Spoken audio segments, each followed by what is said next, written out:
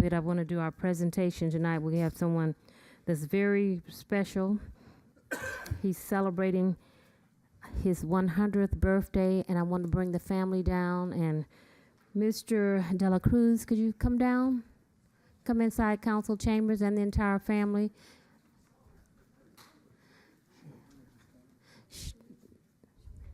Yes, we're going to go down. And our sheriff, he's arrived also? Okay.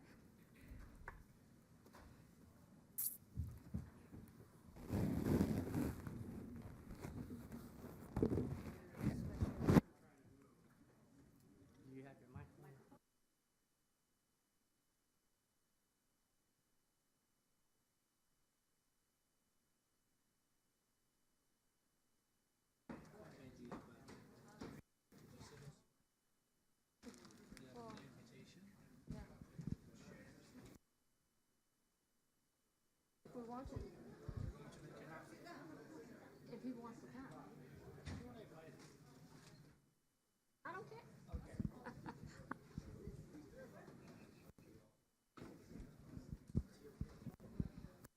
Come on in, family, and have a seat. Testing. Testing, testing. All this is clear for the sheriff. The front row is going to be clear for Sheriff Luna. Okay? Let's bring Mr. De La Cruz up so he doesn't have to move so much. Yes. We want you to turn around and face the audience. Let's. On television. We want you on television. Can we move it?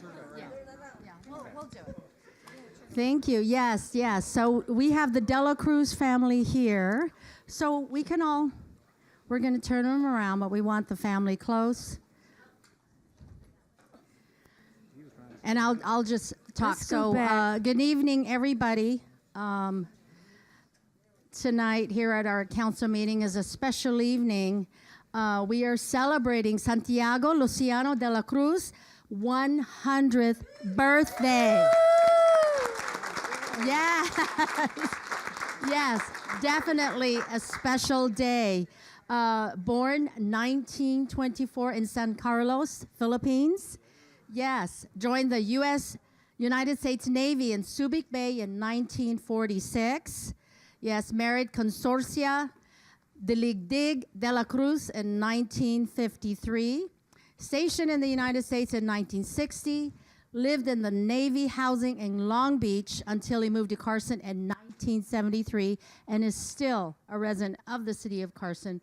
Very special man that we have here that we are honoring. I'm going to mention the kids. We've got Elizabeth and Sella Mamo. Yes, thank you. Ellen and David Bacani. All right. Carolyn Jarvis and Phil Wobrook. Yes, thank you. Connie and Bobby Tandock. Yes. Jeannie De La Cruz and Rod Medrano. Jeff De La Cruz and Raquel Bantiles. Yes. We've got 16 grandchildren, right? David, Jamie, Jarrett, Jasmine, Nathan, Falangas. Oh, Evan, Paige, Adam, Tatum, Devin, Dylan, Gage, Jag, Cameron, Jameson, Jason, Kristen, Nikki, and Ryan. And I think there's two more. Yeah, on their way. They're on their way. And you've got great grandchildren. Thank you. Yes. Madden, Mason, Maris, Bodie, Nixon, Kalia, Sayla, Jacob, and Gracelyn. Congratulations. And just from the presence of your family and you being here, we know what family is. We know how important this man is. To the family, to the city of Carson, congratulations. Happy birthday. We have something special. We were thinking, what can we do for someone this special? We thought about some things, and you know what? Our mayor, who always comes up with the greatest ideas on how to honor our residents in the city of Carson. So, Madam Mayor. Well, yes. Madam Mayor is so honored to be here, and Madam Mayor is really honored to be your mayor. 100 years young. Yes.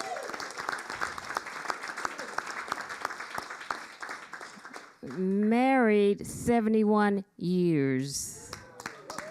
Now that, let's give a really round, 71 years.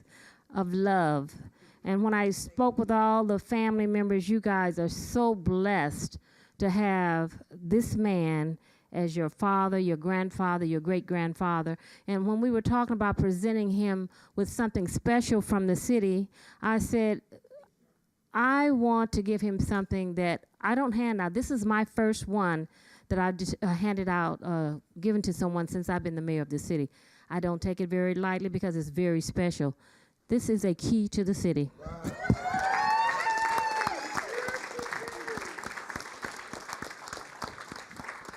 It's the first one that I've given as mayor, and I'm honored to present it to your father because 100 years is just, you know, and to be in his right mind and to this beautiful family and this lovely wife. I just want to let you know how important you are and how special you are to the residents of the city of Carson. You've been here for God knows how long, and we want to let you know that we love you very much.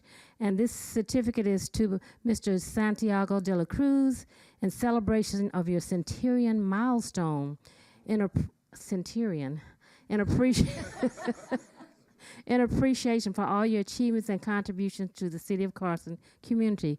Congratulations on celebrating your 100th birthday. Wishing you continued success in your future endeavors. Presented today by your mayor, Mayor Lula Davis Holmes, this 23rd day of January 2024, on behalf of the entire City Council and the citizens of the city of Carson, California. Thank you very much. Yes, let's sing happy birthday. 1, 2, 3.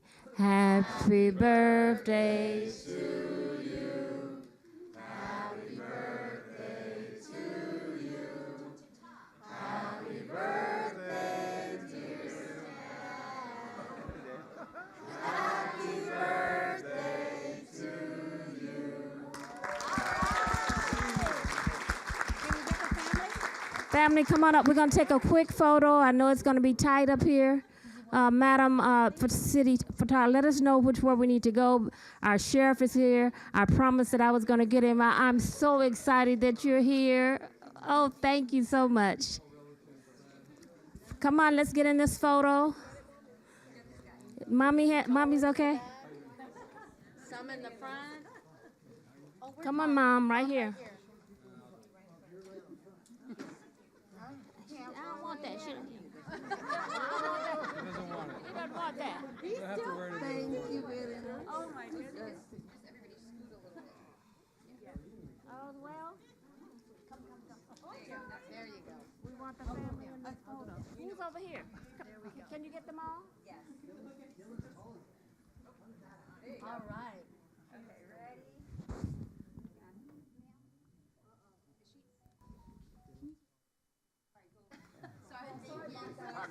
The next three. Everybody smile.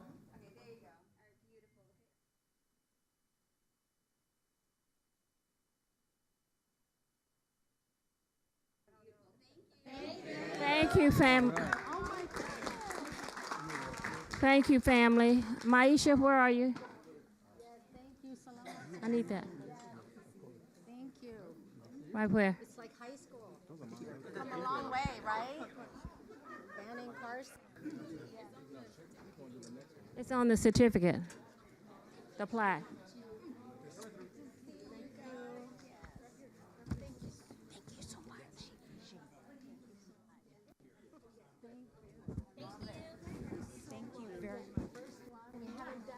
First one. Thank you, thank you. Thank you, thank you, thank you, thank you. What a blessing. Thank you, Lula. You're the best. Thank you. Thank you, sweetie.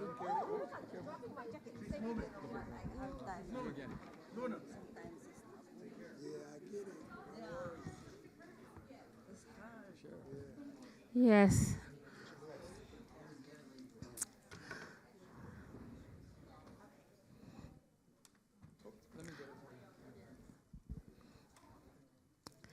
Tonight, we are honored and blessed to have a local hometown hero with us tonight. And I cannot say how proud I am of you for what you did. And this is Deputy Luis Cisneros. He served 9 years on the force. And early on the morning of January 13th, Deputy Cisneros walked in as 3 suspects attempted to rob our local 7-Eleven store on Avalon Boulevard in Victoria. His training immediately kicked in. As he walked in, one person digging into the shelf, another person with the clerk stood still. Thanks to his quick responses, he was able to call for backup and have the suspects apprehended. We are so grateful to you. And I understand that these same suspects had just committed a crime in Compton. That's correct. Could you come forward, please?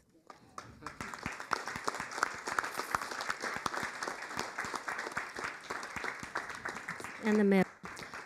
And as you come forward, I put a call in to the sheriff, Sheriff Luna, and I said, Sheriff, come on, Sheriff Luna.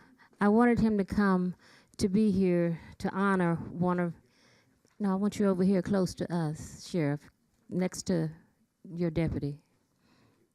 And you also, hi there. And I put in a call, I think I called, it's good to have cell phone numbers, isn't it?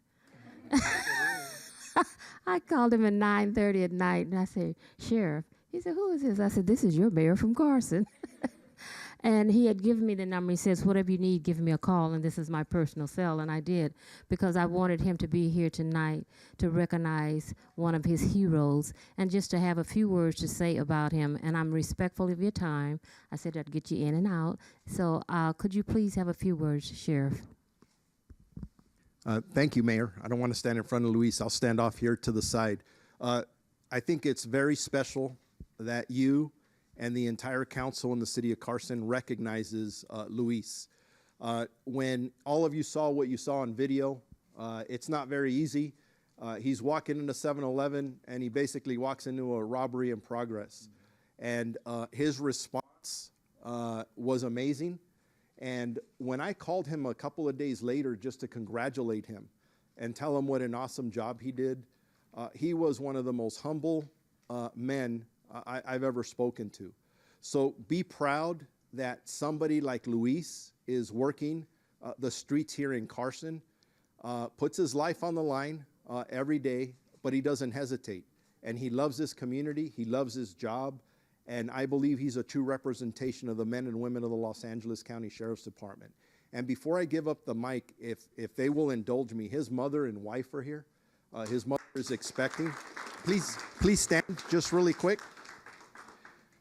Anytime I talk about our deputies, there's one harder job than being a deputy sheriff in a patrol car responding to calls for service. That's the family who kisses them every night and just prays that they come home safe. So I want to give the both of you a hand, because he can't do what he does without the both of you. Thank you. Thank you very much. Beautiful team, and you're expecting in the next month. Congratulations. That's awesome. Let's give our sheriff. I still want you in this.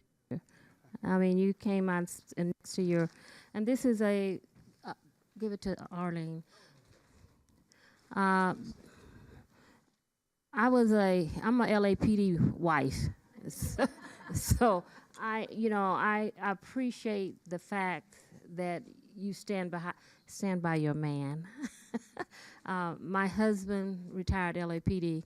My son is with the DA. He retired, left LAPD too. So I know what it means, because every day they would leave, I would pray that they came home safe to me. And I would say, your first responsibility after you do your job is to come home to your wife. And when he retired, a sigh of relief went over me. So I know what you're going through. And you're having your first child. Congratulations. Congratulations. We have something for you. And Mom, thank you for this wonderful young man. Thank you very much.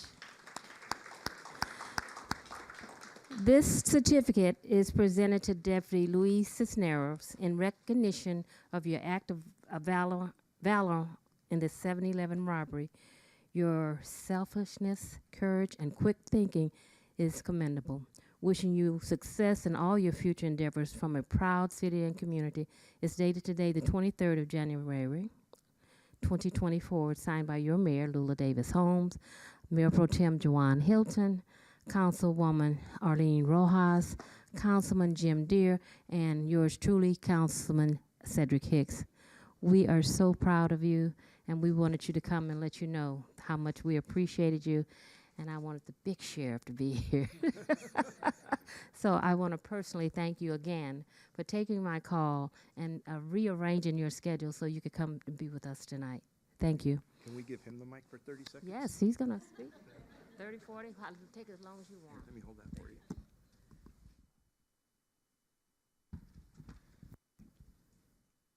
Over the past 7 years, I've been honored to work with the city of Carson. The city has become my home away from home, and I've given it my all. Every call and every high-risk incident has been for the well-being of Carson and its residents. I'm grateful for the support the city has provided. I'm also grateful for the training that I've received from Sheriff's Department, because without it, this couldn't be possible. I'm blessed of the outcome of the incident and more so of the investigation due to our major crimes detectives. I'm humbled by the praise and support and so far, and I just want to say truly, thank you. Thank you. Thank you. One more?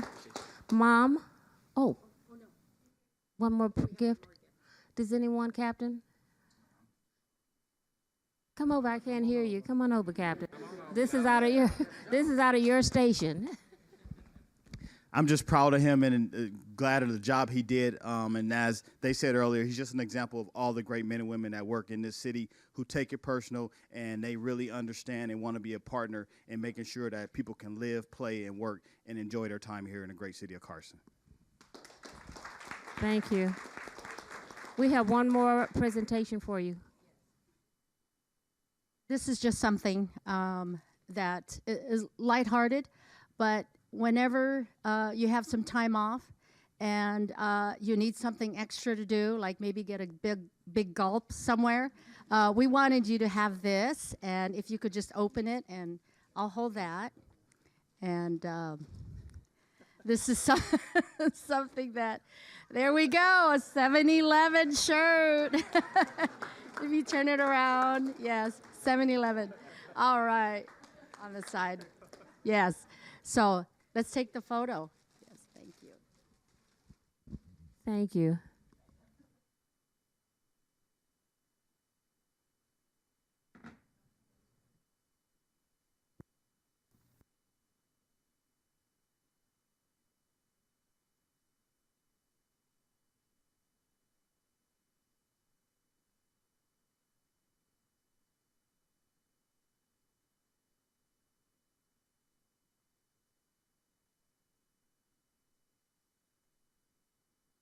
Thank you. Thank you very much.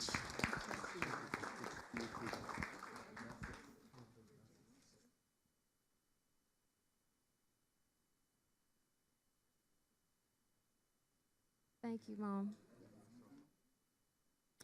Thank you. While we're down, we're just going to keep rolling with these certificates. I think that Councilman Hicks, you have some presentations?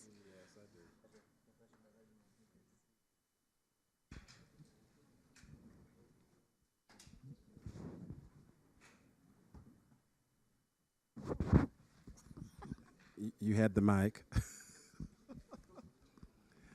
Well, we're getting ready to now celebrate some young people here in the city of Carson from our Carson High School, and it's our Carson Key Club Division 19. How do you feel?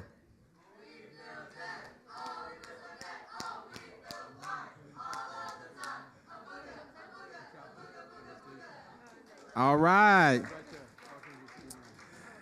We have a certificate of, I'm going to read the one, then I'm going to call off the name so they all read the same.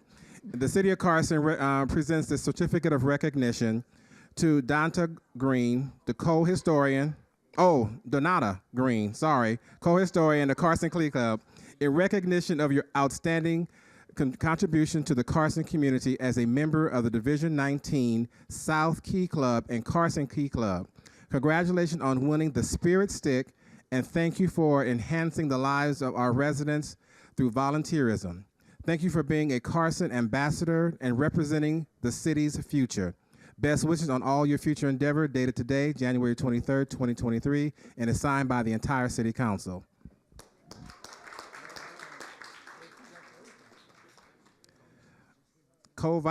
Co-President Vanessa Quinto.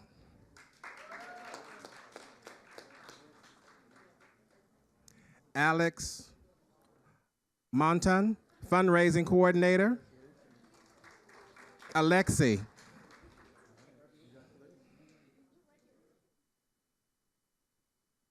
Kyle Vergara, Sergeant at Arms.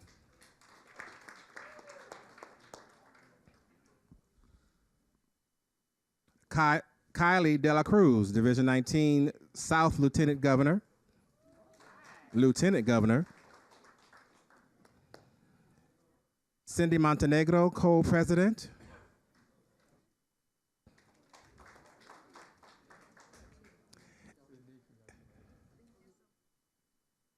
And again, for Cindy Montego is division as the Division 19 South Head Spirit Coordinator. Oh, she gets two. And Ravine Dora, who's not here? Oh, okay. She was also as a co-spirit coordinator. And that this could not be done without someone working with them, and that's Regina.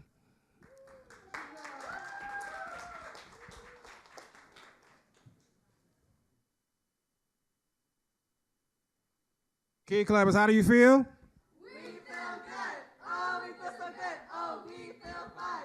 All of the time. A booga, a booga, a booga, booga, booga.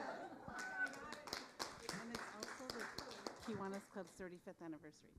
Well, Regina, I want to come and say a few words about the Key Clubbers and you and the Kiwanis Club as well. Regina? Okay. I'm so proud of these kids. Division 19, our Lieutenant Governor is from the Carson Key Club, and she was elected. So I'm going to have her say a few words. But before I say that, it is Kiwanis' 35th anniversary this year. It's been here 35 years. We are recruiting members, and we're a service club. So we're here to serve the community. We're here to serve the kids and our seniors. So, yes, please join. And this is Kylie. I'm sorry? What do you mean? Oh, we meet online right now every other Friday. So we'll be meeting this Friday. And we're on Facebook, and I put all of our meeting information on there. But it's on Zoom. Hopefully, when we start getting more members, we only have 10 members. So once we get to 15, we're going to start meeting in person again. So I know we have a couple of former members, Councilman Hicks and Mayor Lula, so we would not yet. So we, yeah, we'll get your dues. And Arlene too. Okay, and I know, yeah, so we can start meeting. And this is Kylie. Hi, everyone. Thank you for having us here. I'm Kylie De La Cruz, and I proudly serve Division 19 South Key Club for Region 8 as their Lieutenant Governor. And it makes me overlook 14 other schools and having the ability to contribute to our District of California, Nevada, and Hawaii. During my time as Lieutenant Governor, I am beyond proud of my division for reaching our goal of $1,500 towards the pediatric trauma program, also known as PTP, which now we have over $2,000 towards PTP. And as a division, we have reached over 3,000 service hours for serving our community in the past 10 months. Carson Key Club specifically, which is in the heart of Academy of Medical Arts, has the highest amount of donations of $710 and 578 service contributed to our division. As our motto is carrying our way of life, we thank Ms. Regina Ramirez and Carson Kiwanis for giving us endless opportunities to do what we just believe in. Thank you. And it's How do you guys feel? Key Clubbers. How do you guys feel? We feel good. Oh, we feel so good. Oh, we feel fine. All of the time. A booga, a booga, a booga, booga, booga. Yeah.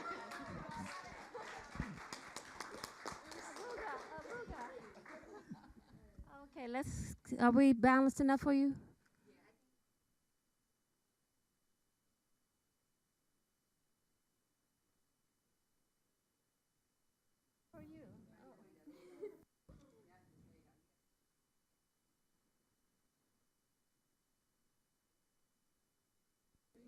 Thank you. Congratulations. Keep up the good work. Yeah. Thank you. Thank you for coming out.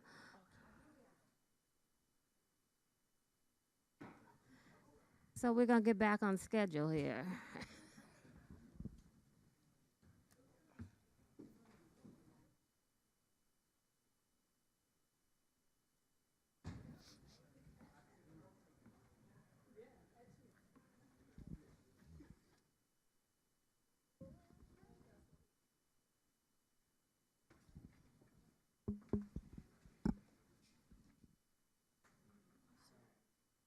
Now we'll have a report from our captain of the Carson Sheriff Station. Captain.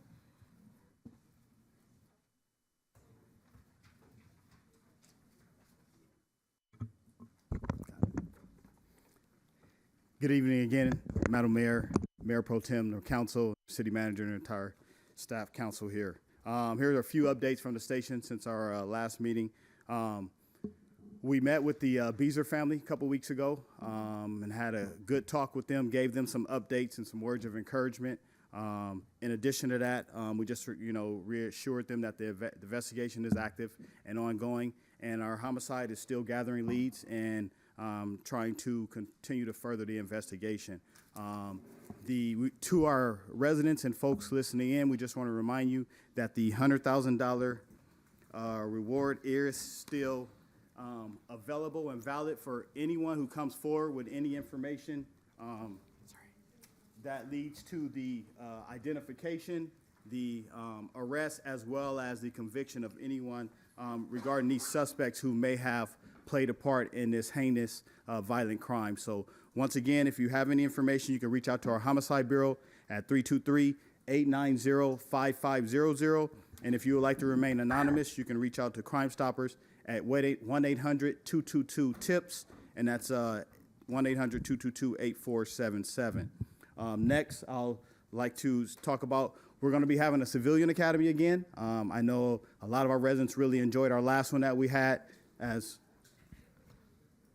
well as a lot of you all were interested and you were participated in coming to our graduation. And so the Civilian Academy will be starting on February 21st, and it'll be at this station. And we're looking for residents, people who work in the community, youth who want to be involved and learn a little bit about our procedures, as well as gain a little more knowledge and what guidelines we're governed by. You can come and ask questions. It's going to be held on Wednesdays from 6 to 8 p.m. And so if you would like further information or you'd like to register, you can contact Sergeant Armando Hernandez or Deputy Amy Valdez in our Community Relations Office, and they'll happily give you information regarding our Civilian Academy that will be starting on February 21st. Last week, Mayor Pro Tem, you asked about the proposed homeless event, thing that's going to take place at the extended stay up on Albertoni. We did make communication to talk with the manager up there. It is confirmed. I guess it's going to be called Home Key 3.0. And I guess it's made up of a partnership between the state and the county. What we were told as of right now, they're looking to renovate and create 107 studio-style apartments. There's supposed to be on-site security, and it's going to be for families who are currently facing homelessness, as well as those who are in transition and those who may have physical disabilities. What we were told, they're looking to provide critical housing and wraparound services. When we asked about a time frame, they were unable to provide that for us. But as things do develop, we will continue to pay attention, and as it becomes populated, we'll ensure that our host deputies that you guys have given us work with the city's community engagement officers to make sure that safety is a priority, as well as we prevent crime up in that area and work to collaborate to end the cycle of homelessness. And we're also going to make sure we ensure protect the business owners and property owners up there so that they don't have any disruptions or criminal activity. Last week, we held a press conference where we were seeking the public's assistance in identifying additional victims for a specific type of burglary crime or a pattern of burglaries that were happening. Right now, our victims happen just outside of our area in the county part of Harbor City and Torrance, but we want to seek any additional victims. We want to make sure none of our Carson residents were victims of this guy. And the way this came to light is thanks to the great work of one of our detectives. He was able to identify the suspect. He didn't just make it a whodunit or just take the information. He got out there, put the feet to the pavement, identified some video, and did some more workup. And from that, we were able to identify that this suspect was pretending to be a Brinks employee, and he was pillaging on the most vulnerable, on our elderly. And once he gained their trust, he would get inside their home and then steal jewelry, steal credit cards, or other personal information. So we're making a plea to anyone out there. If you believe you've been a victim or you recognize this suspect as posing as a Brinks employee, we want you to don't be embarrassed. We know sometimes people are embarrassed because they feel they got taken advantage of us. Please do not be embarrassed or hesitate. Contact us at the station at 310-830-1123. Or once again, if you have some additional information and you want to remain anonymous, you can also contact Crime Stoppers at 1-800-222-8477 or lacrimestoppers.org. While we're on this subject matter, I want to share some safety tips and educate our community in effect of keeping them from becoming a victim of anyone of this nature. So a couple things I want to share is just be advised that some of these suspects in these type of crimes, they're going to claim to be affiliated with a utility company, a security company, or something of that nature. You do not be afraid to ask questions. If anyone ever asks to come inside your home, nothing says you have to allow them inside your home. If you did not schedule an appointment or you're unsure, do not open the door. That's the first thing. Please do not open the door. And like I said, do not let them inside your home. What we have found is most legitimate employees of any companies of this nature, they usually wear a uniform, they usually have some type of photo identification, they usually have some form of credentials. In most situations, they're driving a company vehicle that has that company logo on it. So these are all the factors we want you to pay attention to if someone ever comes to your home unscheduled and pretends to be part of a utility company or a company that want to come into your home. And even if you do schedule someone to come to your house, we recommend do not allow any service provider to come do any work in your home unsupervised, because we want people to know you're watching, you're paying attention. And if for some reason something feels out of place, you're unsure, you're not comfortable, do not hesitate to reach out to us at the Carson Sheriff Station to come out and investigate, because we want you to be safe and you not to be taken advantage of. Moving on, we're already done with the first month almost of 2024. But I know some of you had asked about 2023 and our crime stats. So just a quick recap of some of the crime stats regarding 2023. We had a total number of arrests of 2,620 arrests. 119 of those arrests were firearm-related arrests, which we're happy about because that allowed us to take over 158 firearms off the street to ensure someone wasn't becoming a victim of violent crime. We responded to over 37,589 calls for service. And then our deputies had 27,418 self-initiated crime prevention investigative observations. So that's them being out there, taking proactive efforts like Deputy Cisneros and ensuring we keep people safe. They wrote over 12,735 reports.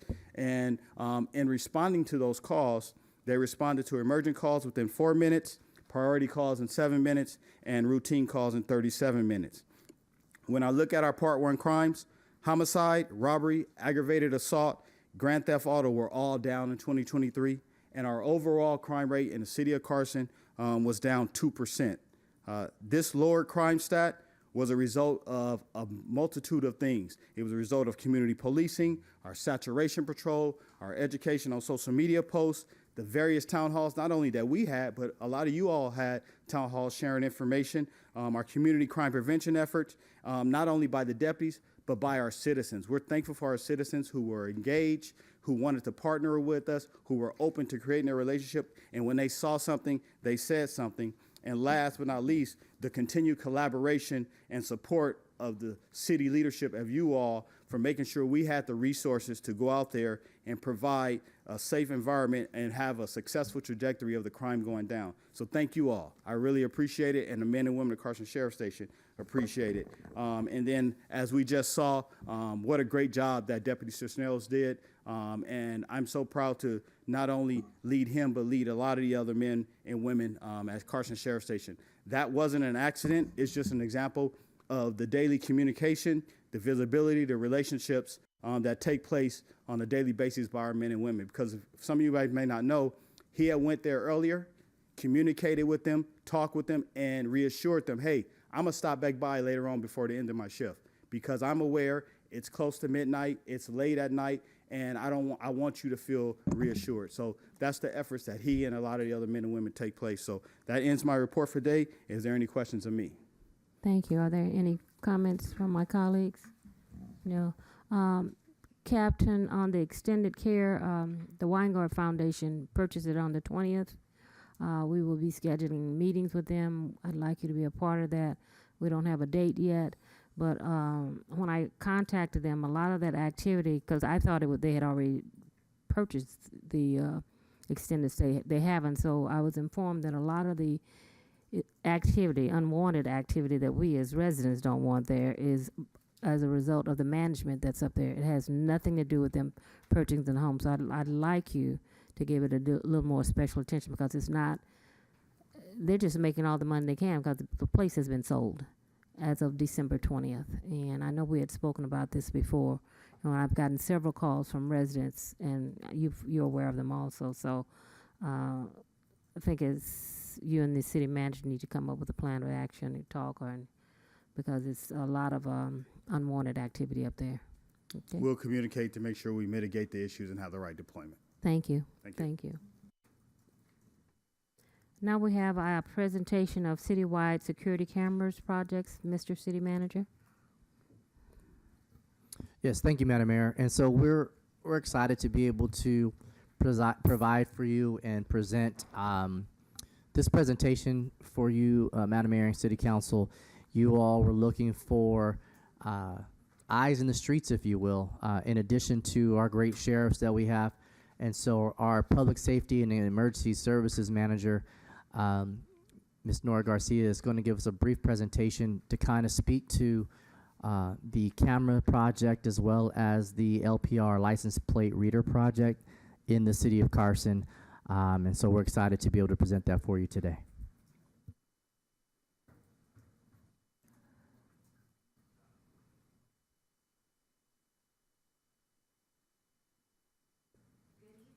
Good evening.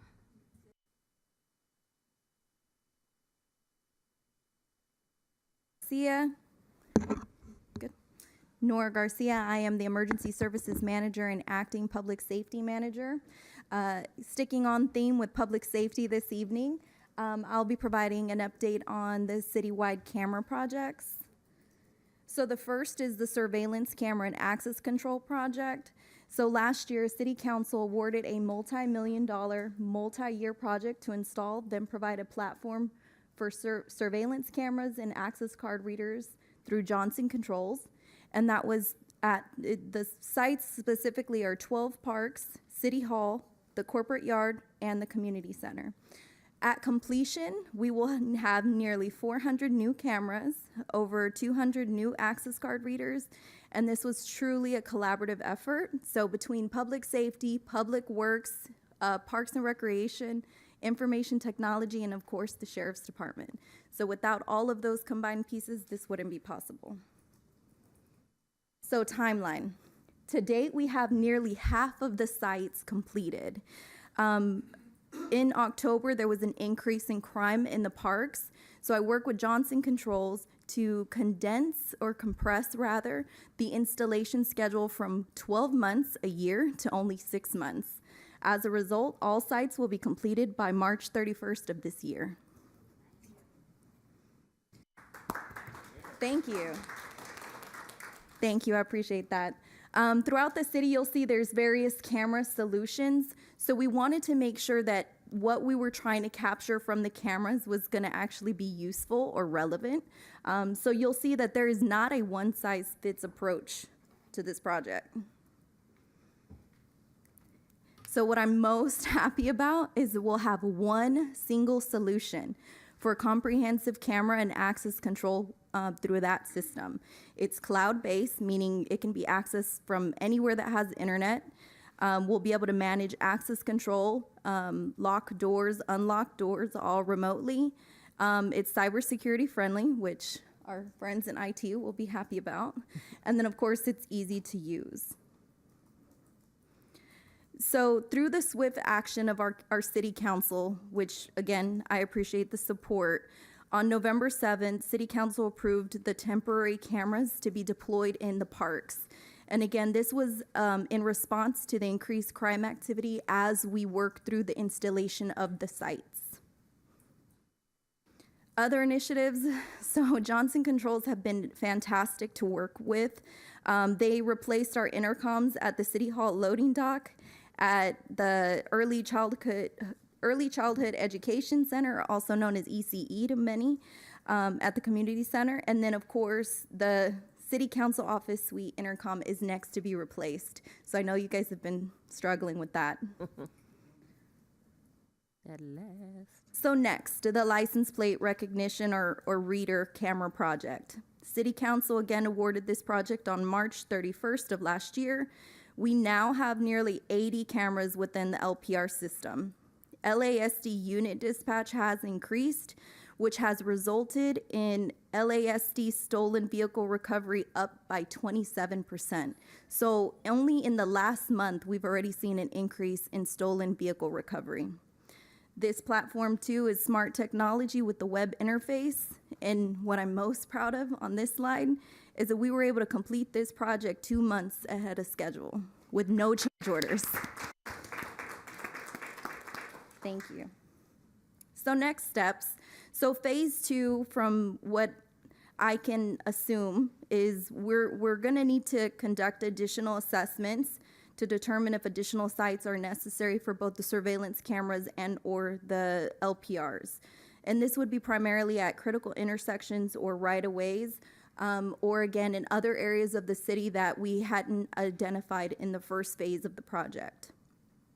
Additionally, we'll need to conduct a full evaluation of all intrusion alarms to further enhance public safety, because the surveillance cameras are just one piece to the security puzzle. So I know I went through that short and sweet. I do want to thank you for your time, but I also want to acknowledge my team, Stephanie and Rayanne.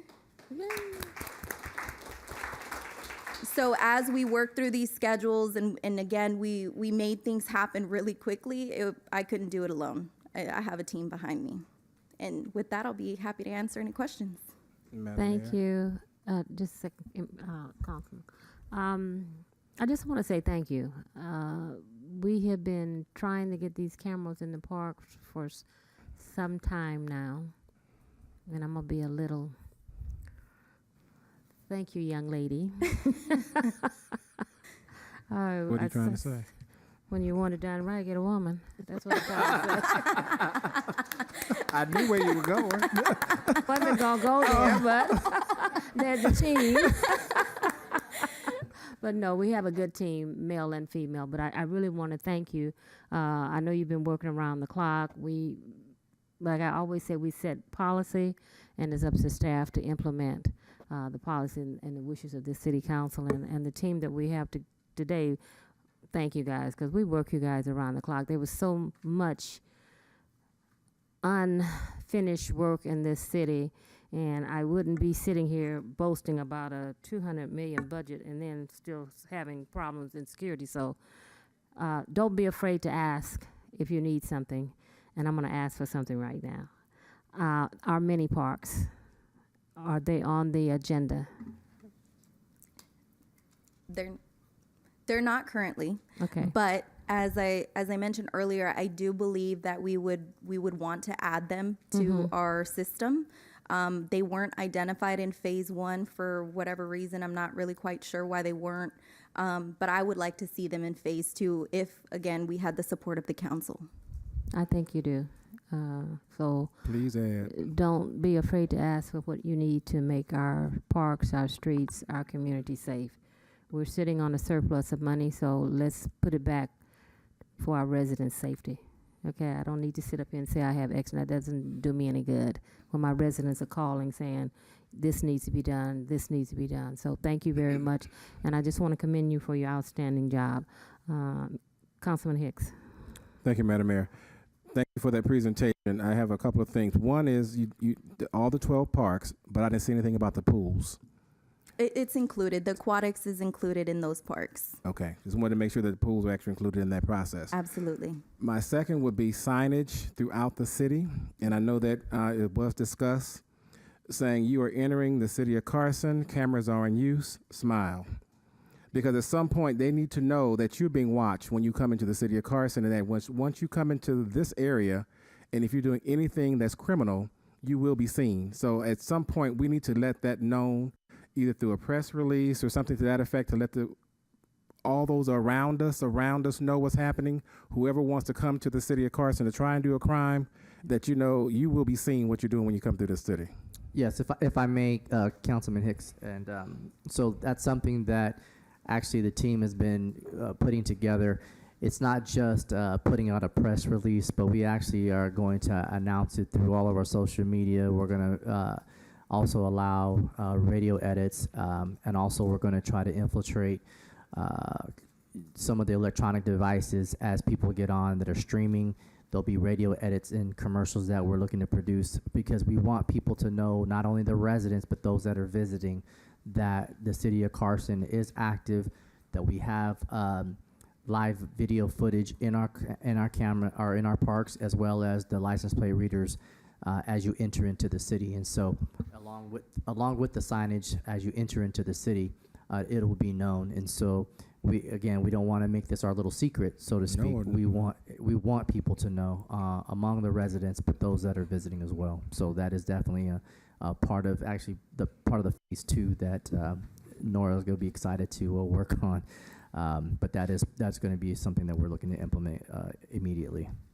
Not only through the city, but also at our parks, to let people know when you come to the parks, you're being videoed. That's correct.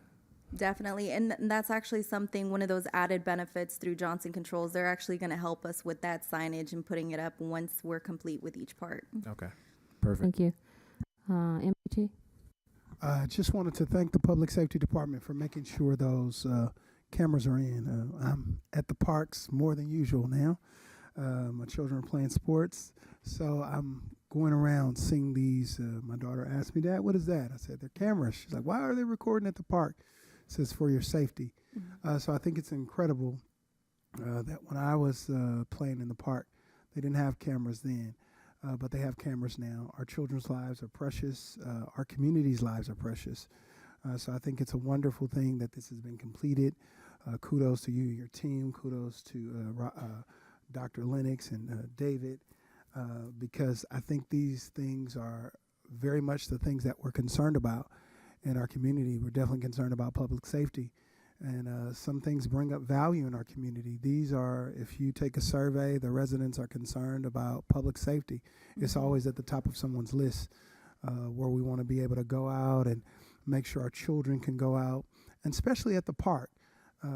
Sometimes we gather at the park and want to make sure that everything is safe, and we feel a sense of safety knowing that things are recorded. So I think that's important that we would advertise that, maybe through the city manager, have our PIO department make a pitch to the Daily Breeze or something.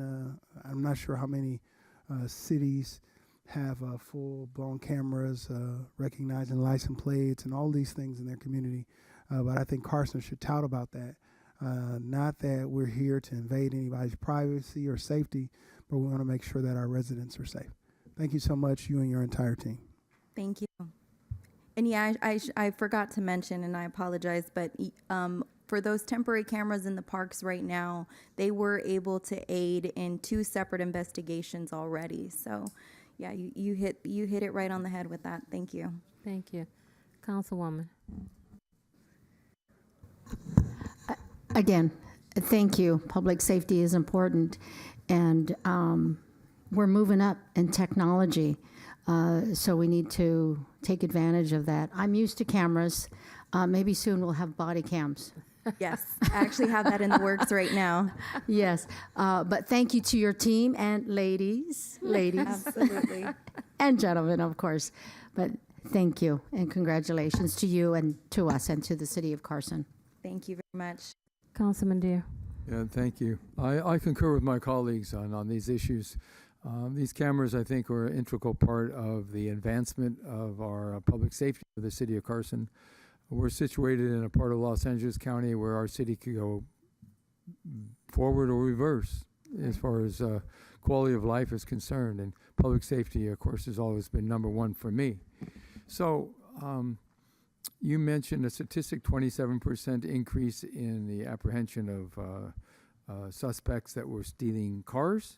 That was stolen vehicle recovery. So stolen vehicle recovery because not necessarily apprehension of suspects. Right, exactly. But they got the cars back. Correct. Maybe not in the greatest condition in some cases, obviously. Yes. But I know that cameras are not touted as crime prevention tools so much, but I do believe, I'm not an expert in the field, but I do believe that having cameras and, as my colleagues mentioned, signage, Carson will get a reputation as a city where if you're going to commit a crime, you're going to be on camera doing it. And you know, there are knuckleheads that go ahead and commit the crimes anyway, even though they see a camera, or they don't think about a camera being there. You see that on TV shows all the time. It's really amazing. But this investment, this $5 million investment that was mentioned in your presentation, that's the kind of thing that this city council should be doing. We are policymakers, but we also advocate through the budget. And I also concur with my colleagues. If you see something trending very positively and another project might apply or more budgeting may be needed, as the mayor mentioned, I wouldn't, if I were you, wouldn't hesitate to bring it through the city manager and David Roberts will make sure that we get that information and we will consider it. You know, it's just a matter of we know, like an engineer says, we can build anything if you put enough money for it. Well, in public safety, you don't just put large amounts of money. We have people like you who are very capable in guiding us and advising us on where the money should go to make it most efficient. And so I'm just very happy with your work and your all-female team. That's very impressive. I do have one male Oh, code it was not all enforcement female, supervisor. Yes, so. But okay, who's the male? You want to give the name? Brian Buckowitz. Oh, you give Brian a hand for sticking We'll give with Brian it. a hand as well. He's actually very capable, so yeah. Very But good. majority are female. All right, great. Again, congratulations. Thank you. Thank you. Brian isn't here today. I do have my public safety engagement officers, though, so you'll hear from them in the next slide, which, again, 2 males that are very capable and super happy and proud of the work that they do, which you'll hear from them next if there's nothing else on this project. Thank you. Thank Madam, you. Thank you, Madam Mayor. If I may, I just want to, I've said privately, but I like to say publicly, specifically for this particular project, it's a dual project. A lot of people just assume that the surveillance cameras were for the parks was also that of which the license plate readers, and they're 2 separate projects. And I just wanted to thank Nora publicly because she actually came in the middle, or kind of at the beginning, and picked both of these projects up and ran with it. And as you saw through the slide, was able to actually get both of these projects completed before the estimated time that they were supposed to be completed, which means we have eyes, for your public and residents. And so I just wanted to thank her and the team for the exceptional job and really just picking it up and running with it. So just really proud for what they've done. Thank you. Thank you. To the mayor, to the city manager, in Reflections, it's a passive park. I know we're going to get cameras eventually there. There are 2 lights that are not functioning. And lighting is very important to reduce crime as well. So if I reported already to Public Works, but I want to reiterate that those 2 lights need to, and lights in any of the parks that are out need to be fixed throughout the city. Yes, sir. And so community services looking into those. And then in addition, Councilmember Hicks has already placed request that our Director of Public Works has been working on with the replacement of all of our lights, exterior for LED, as well as our interior lights soon will be going to LED as well. So not just from a sustainability aspect, but also for the safety component as well. Very so good. That's Good going to to be hear implemented that. shortly. Thank you. Thank you, Madam Mayor. Thank you. And while we mentioned Reflections Mini Park, I got a nice memo today, a phone call, that it looks good based upon, I sent you a memo, but an email, but they want me to tell you thank you very much. We paid attention to them and answered their requests in the park today. A lot of the maintenance issues have been addressed. So thank you. And the cameras are going to be much needed and the lights there. So thank you very much. Thank you.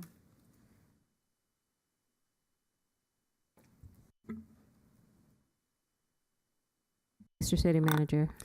Thank you, Madam Mayor. And so next, to kind of follow up that presentation in regards to our license plate readers and our cameras in the parks, I would like to provide a brief presentation and just kind of an update, kind of reintroducing to some and introducing new to others our public safety engagement officer team and program. This is a division that, Madam Mayor and Council, you decided to create to assist in the issue of homelessness. And so I'd like to bring them forward and allow them to introduce themselves and give you a brief presentation statistically as well as to what they've completed in this past year. So definitely excited to also hear from them as well. And with that, we'll have our public safety supervisor, Ms. Rayanne Munoz, and her team.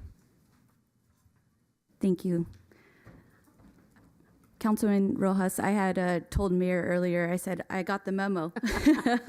Yes, you did. Good evening, Madam Mayor, Mayor Pro Tem Hilton, and members of the City Council. My name is Rayanne Munoz. As City Manager Robert said, I am the Public Safety Supervisor for the Public Safety Engagement Officer team. Tonight, we'd like to take this opportunity to provide an update on the activities of the Public Safety Engagement Officer team. This primary objective of our team has been to provide compassionate service, aiming to decrease homelessness in the city of Carson. And how we're able to achieve that is through initiatives that prioritize outreach, engagement, and supportive services. Mayor and City Council collectively recognized the necessity for an internal team. Through your vision, the public safety engagement officers came on board in August of 2022. Joe and Terry, who I have both standing beside me, hit the ground running in October of 2022. Through a collaborative partnership and effort by the Carson Sheriff's Homeless Outreach Service Team, better known as HOST Team, Deputy DeBoom, Deputy Bracamontes, and Deputy Sanchez are all a part of our City of Carson team. I'd be remiss to not acknowledge and express gratitude for our City Manager, Roberts, our Assistant City Manager, Dr. Lennox, our fearless leader, Nora Garcia, Deborah Scott, and Priscilla Kennard for their exceptional support behind the scenes. This takes a collective effort, and we're going to be able to showcase that here. So before I get started on this success stories, I'd like to, by a show of hands, ask our City Council, who has seen these gentlemen besides me out in the community? Outstanding. Outstanding. So between January 2023 and January 2024, I'm truly impressed by the remarkable efforts of these two individuals standing beside me. During this time, the PSCOs have successfully established trust and rapport with the unhoused community, resulting in the facilitation of services for 40 unhoused individuals.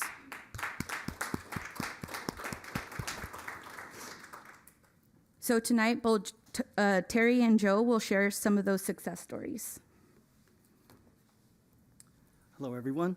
So as homeless engagement officers, we go out and proactively patrol our streets as well as respond to the calls we get.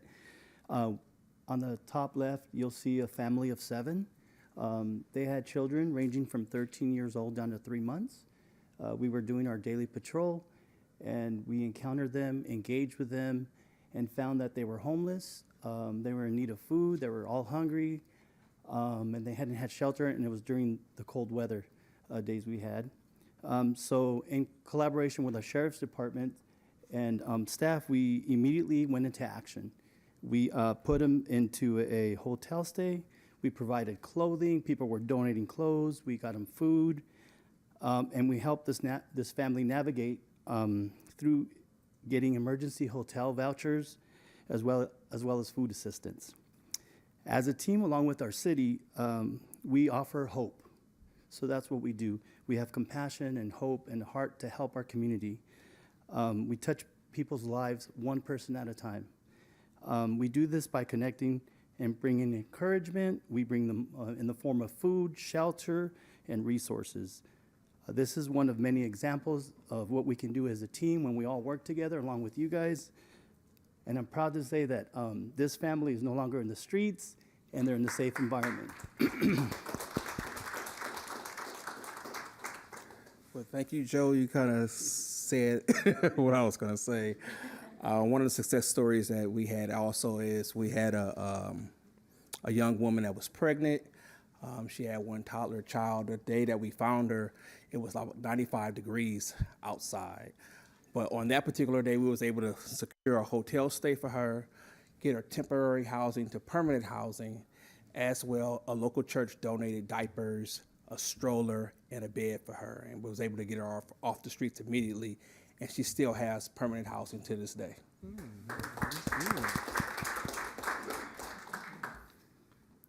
So with that, as you can see, every face has a name and every name has a story. Through the year, we've identified some challenges in tracking some of our unhoused individuals. In January of 2024, with the help of our GIS department, specifically Director Gary Carter, now retired Alex Rocco, and Donald Reinartz, our GIS intern who's sitting here besides us, assisted us with configuring an internal tracking system. This will allow our PSEOs to complete live reporting with the ability to track acceptance of services, identify hotspots who reported, and also subsequent photos. Our team is very thankful to the GIS department for this useful and necessary tool. And in closing, as some of you know, tomorrow is our homeless count, or better known as time and point count. We will be conducting this count at the Carson Event Center between 8 p.m. and 12 p.m. We're still accepting volunteers, so for those who would like to volunteer, you can meet us at the Carson Event Center and we'll provide you with the registration forms. And for those who would like to contact us, our department specifically in the public safety, you can reach us at 310-952-1786. And we would be glad to help either yourself or any unhoused individual that you may see in the streets. But with that, well, thank you. Thank you very much for that report. And thank you to the City Council for approving this program. I always tell people, they say, well, you don't have the same level of homelessness in Carson that we do in other cities. And my response is that we didn't wait for the cavalry to come to us. We took control of our own destiny. And so that's what we did. We do have, I was driving through the city today and I did notice a few on Carson Street over by, and I called that in.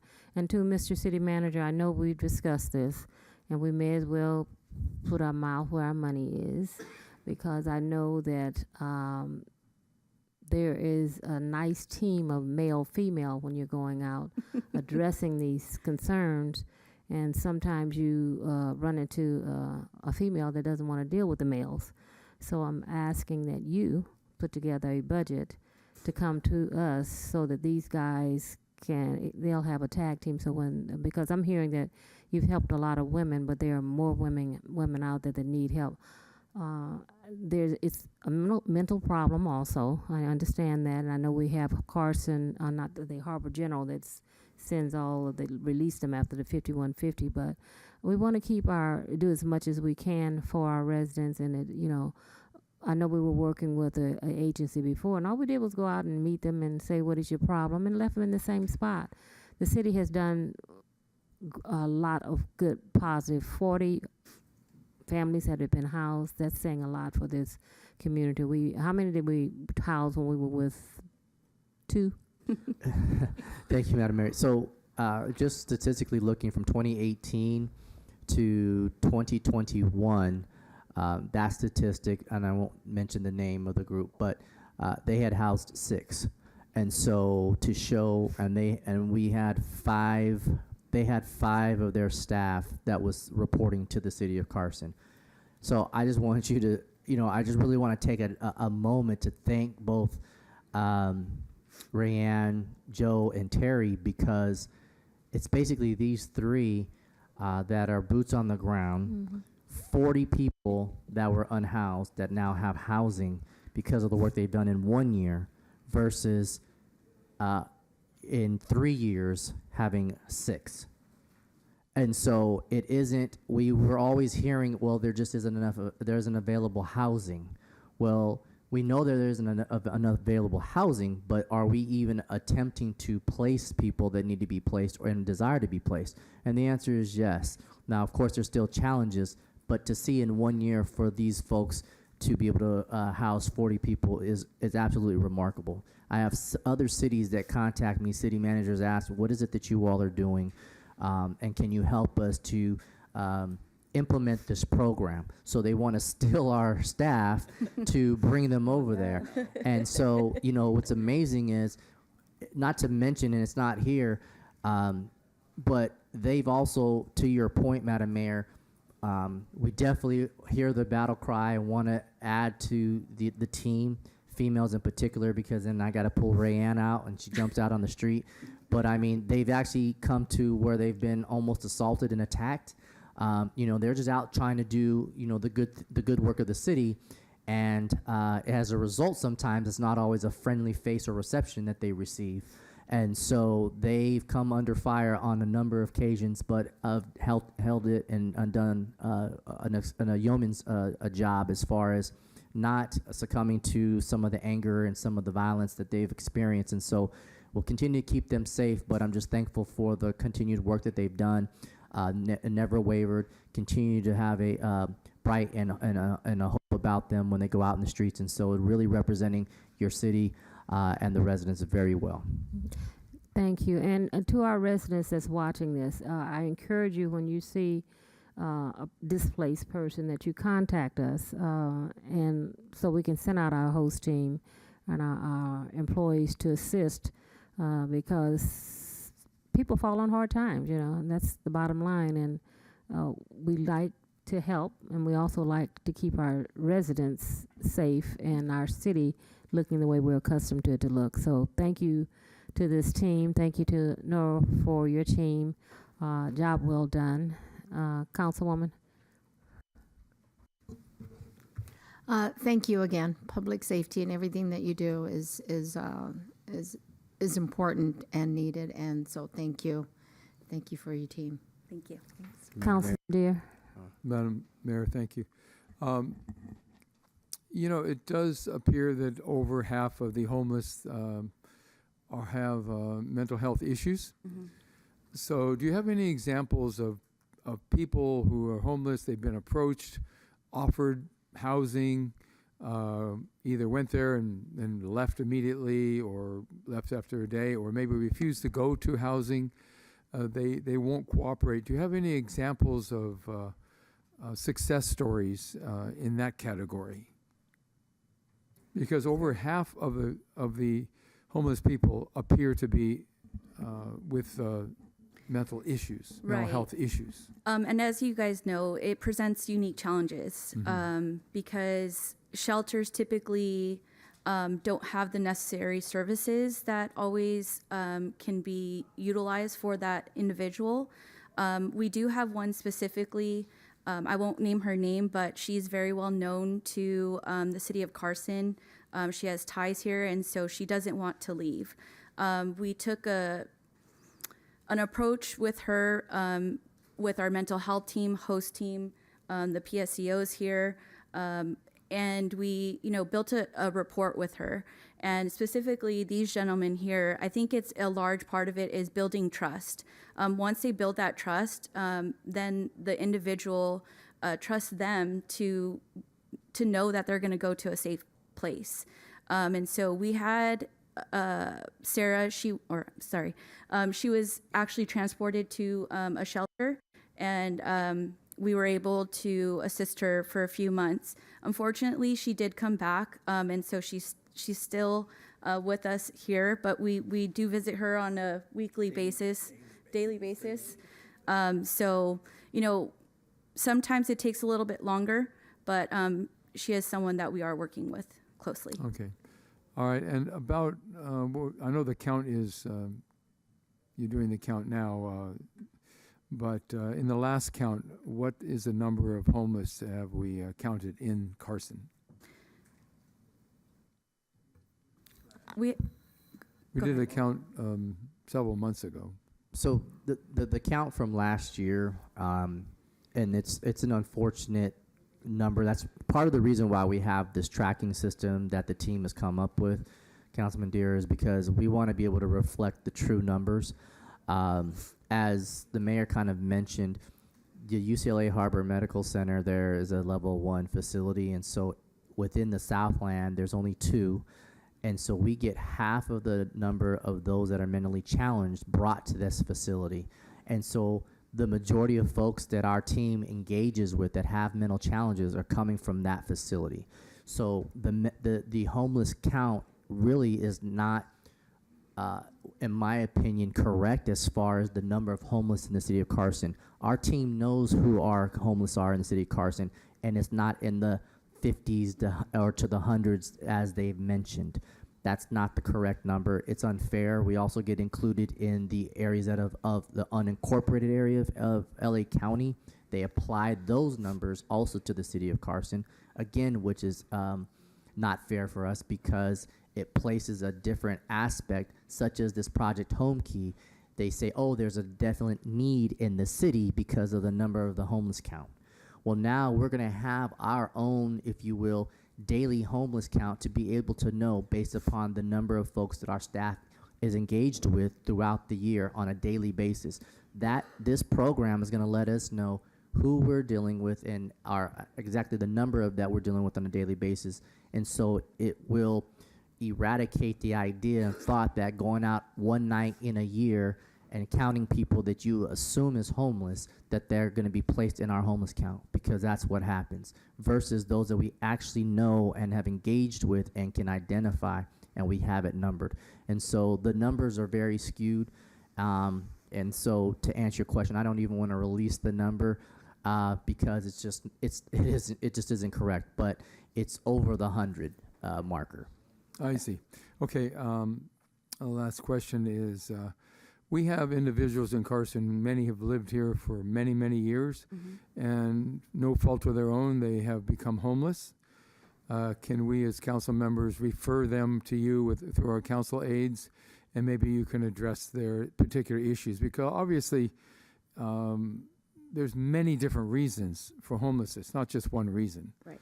And in the case where people have lived in Carson for a number of years and they suddenly are homeless, if we could refer them to your team, that would be really beneficial to our Carson residents. Absolutely. Thank you. Councilman Hicks. Thank you, Mayor. Thank you for that report, you guys. As the city manager talked about in regarding to the number, you're correct in how it's being skewed because they look at West Carson, Rancho Dominguez, and other areas that are surrounding the city of Carson. My question, how often are you guys working with the South Bay COG and Ronson in the service that are being provided? Because I want to make sure that you're engaged, that you're connected. I'm working with additional grant funding that's going to be coming down the pipeline. I just want to make sure you have the resources that's available to you. Since I'm the chair of the COG, I want to make sure we are taking care. I take care of home first before I do anybody else.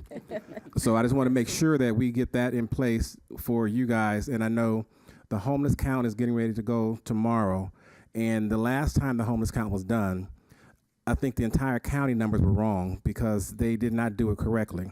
And I know I wrote a letter in regards to that under my authority through the South Bay COG and regarding how that was not done correctly.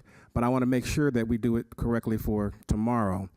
And the other concern that I had was in regards to homeless individuals. They are not always the ones you see with a cart. Absolutely. We have a lot of homeless people who live in their cars and they park, and I call them mobile homeless. And they move around. They're never in the same location twice, and you can't ever always find who they are. But many people in the community, and I know on Dominguez Street off of Santa Fe, there seems to be an outbreak of individuals who like to park in dark areas, and they are there for a period of time. Also near Anderson Park on Crejan, there was another Mercedes that was always parking that was on that street as well. So you have to really look for them that are out there, but I just want you guys to know that they're out there, but I just want to make sure you guys were connected to the South Bay COG and dealing with Ronson and the service that are being provided through their organization. Yes, absolutely. We meet with Ronson on a monthly basis, and then additionally, I probably reach out to him every, twice a week, if that. So definitely connected with Ronson. Because I know he also had some vouchers for hotel vouchers, also for other services that we were able to make connection with, and it's for all of the South Bay cities, but we're one of them. So I just want to make sure we're getting our fair share of all those resources that we're putting together to make sure that the entire South Bay homeless count is lower. Absolutely. And one of our success stories, the COG put up that female in a motel. Okay. Yeah. All right. Thank you. Thank you. MPT. Thank you, Madam Mayor. I just want to give my hats off to Rayanne and her team. It's incredible. When I come out and drive through the neighborhood and I see the unhoused, let me change that. It's not homeless, they're called unhoused. The unhoused who are out and about, and I reach out to your office and able to get your team on the phone, they immediately respond. And I'm incredibly grateful for the two that you have. I'm in agreement with the mayor that possibly we should increase our team. I know right now they have like a Monday through Thursday schedule, but on the weekends, people, the unhoused, they come out. They said, I won't sing that song, how they come out at night. I was trying to think of a jingle in my head, but I'll probably be in the newspaper for that. So I think that it's important to recognize that the issue of those who are unhoused, I mean, they pop up anywhere. Mm-hmm. And I know for the residents who may say that we're not doing anything, some state laws prohibit us from doing anything. So this is why we have our homeless enforcement, our unhoused enforcement, to make sure that we interact with them. It's a strange thing when someone can just pop up on private property and then they have more rights than the owner. So I think that those are important things, and I would love to see city manager for those things to come back so that we can make sure that our unhoused are interacted with on a personal level. And I appreciate it. I've seen these gentlemen in action. I've seen them feeding somebody at Sizzler, and I'm not sure if the city paid for that or if they paid for that. I've seen them. City, sir. Yeah, okay. I was going to say, I've seen them feed people. I've seen them come out with diapers and the whole gamut of stuff. And to make people feel human while they are passing through this difficult season of being unhoused is just tremendous. And I'm happy to say that this council, with the foresight of this thought of helping our unhoused community, was able to put this plan in action. I'm incredibly grateful for a team such as this, a team and a city that not only has compassion but has empathy and all of those things. So thank you, and I applaud you all tonight. Thank you. Madam Mayor, I have another question. Yes, Councilman. Yes. Thank you. I volunteer with my Lions Club at the Beacon Light Mission. Mm-hmm. And it's a great shelter have a men and women's section, and so they take donations. Does your team have any element of your activities where people in Carson can donate money or particularly specific items that are needed for homeless people? Is that part of your organization? Of your efforts, and if not, do you know of shelters that the public who might be listening to this council meeting tonight, out of the goodness of their heart, they want to make a donation of either clothing or other needed products or monetary? Yes, absolutely. So, we are a year into this program, and so as we move forward, we would like to partner with our churches and really tap into the resources that they may have available to our team.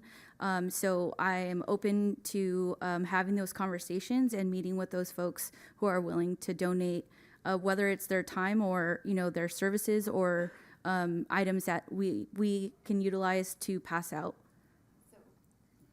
With the caveat, donations management is very difficult.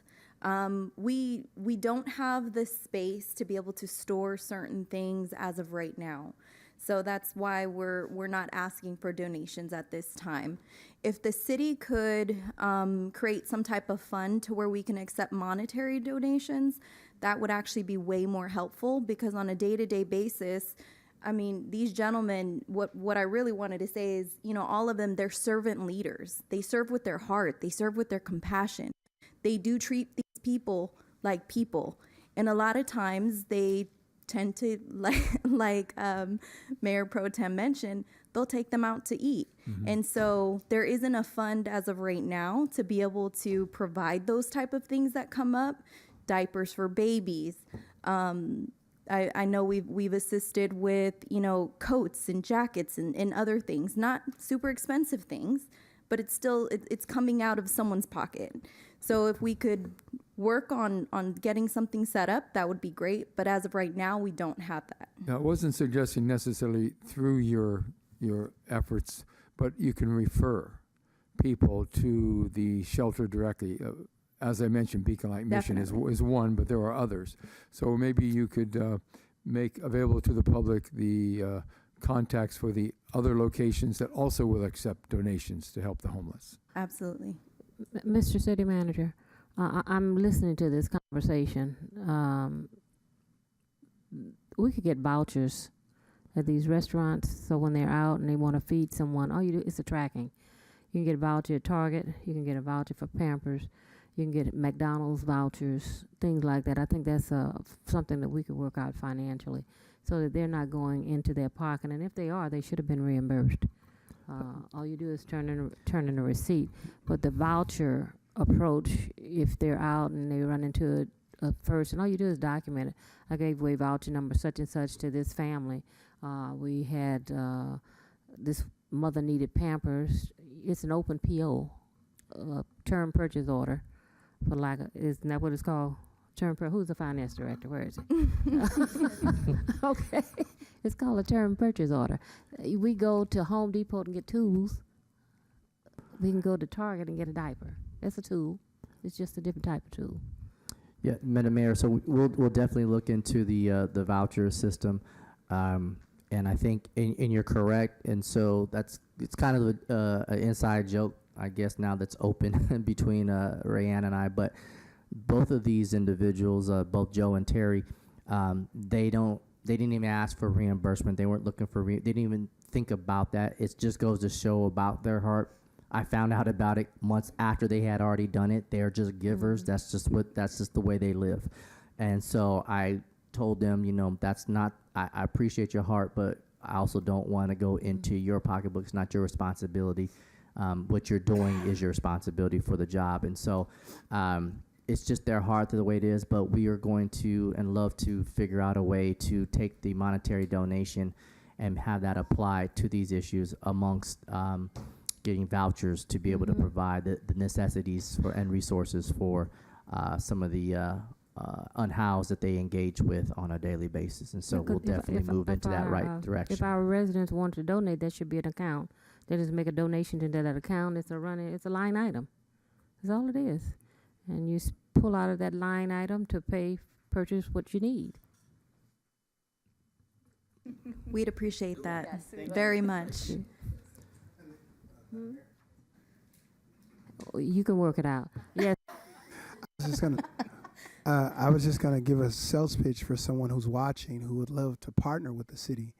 I think partnership has its privileges, and I think that there's some organizations out here who's looking to possibly get on the map. This is your opportunity to partner with the city to let us know you have those resources. You may have diapers, you may have milk, you may have all of those things that we would provide with money, but you may have it through funding and through a resource. Right. So we want to solicit partnership too for those people who are in Carson who want to make our unhoused community feel safe, feel better. I think those are the incredible things that we have a number of people who can partner, and maybe not the traditional people who normally partner with the unhoused, but it could be a local nonprofit, a local this, a local that, who wants to get their name to partner with the city. And I just want to tell you tonight, we welcome partnership because no one can do this thing alone. It's too big to do it alone and too big to ignore and too big to let our logos and our egos separate us. So thanks. Thank you. Thanks again, team. Thanks again, staff. Thanks again, Mr. Finance Director, because I know you have a solution. Thanks, Madam City Treasurer, because I know you'll help him with that solution. Thank you. Thank you. And if I could, I just wanted to thank them again. They work day in, day out, not just Monday through Thursday. They're always on call. Anytime that something comes up, they are first and foremost and willing to help. So just wanted to give them a little bit more kudos for the great work that they're doing. Again, they're servant leaders. They serve with their heart. And I do truly believe it makes a difference. Well, thank you very much.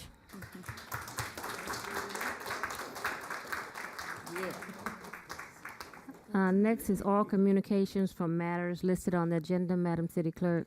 Thank you, Madam Mayor. The comment cards that I received are all for non-agenda items. Thank you. Comment cards, how many are there? There's 6, Madam Mayor. Okay, we're going to move right through this agenda. Approval of the minutes. Move approve. Second. Moved and properly second. Please cast your vote. Madam Mayor, it's approved. Thank you. Consent items 10 through 25. Motion to approve consent. Second. It's been moved and properly second. Would someone like to pull an item? Yes.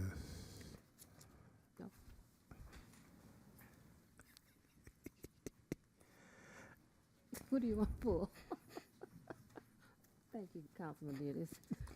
Tell them they don't have to pull it. Don't have to pull it. I just want the residents to know number 24. Okay, number 24. It's been moved and properly second to approve items on the consent calendar with the exception of item number 24.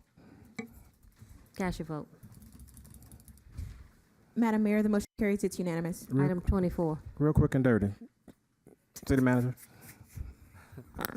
Thank you, Councilman Hicks.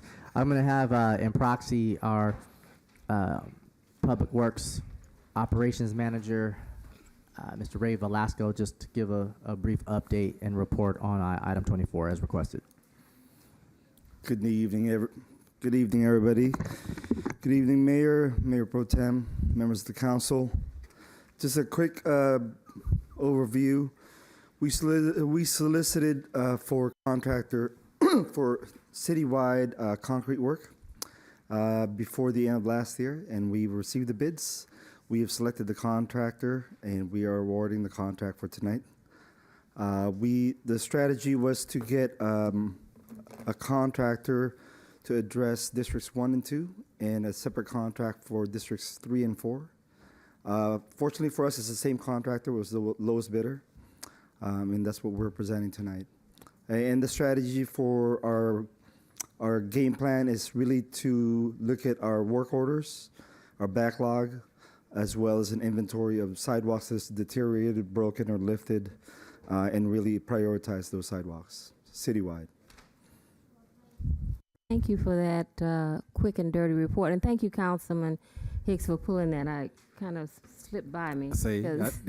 I think this work is supposed to begin March, Mr. City Manager? No. Thank you, Madam. Yes, so this is in conjunction with the street project that you all comprehensively approved, or collectively approved, excuse me, to go and repair all your streets. And so this is going to be focused on your sidewalks and curb work that these contractors are going to go out and do, as Mr. Velasco has already stated.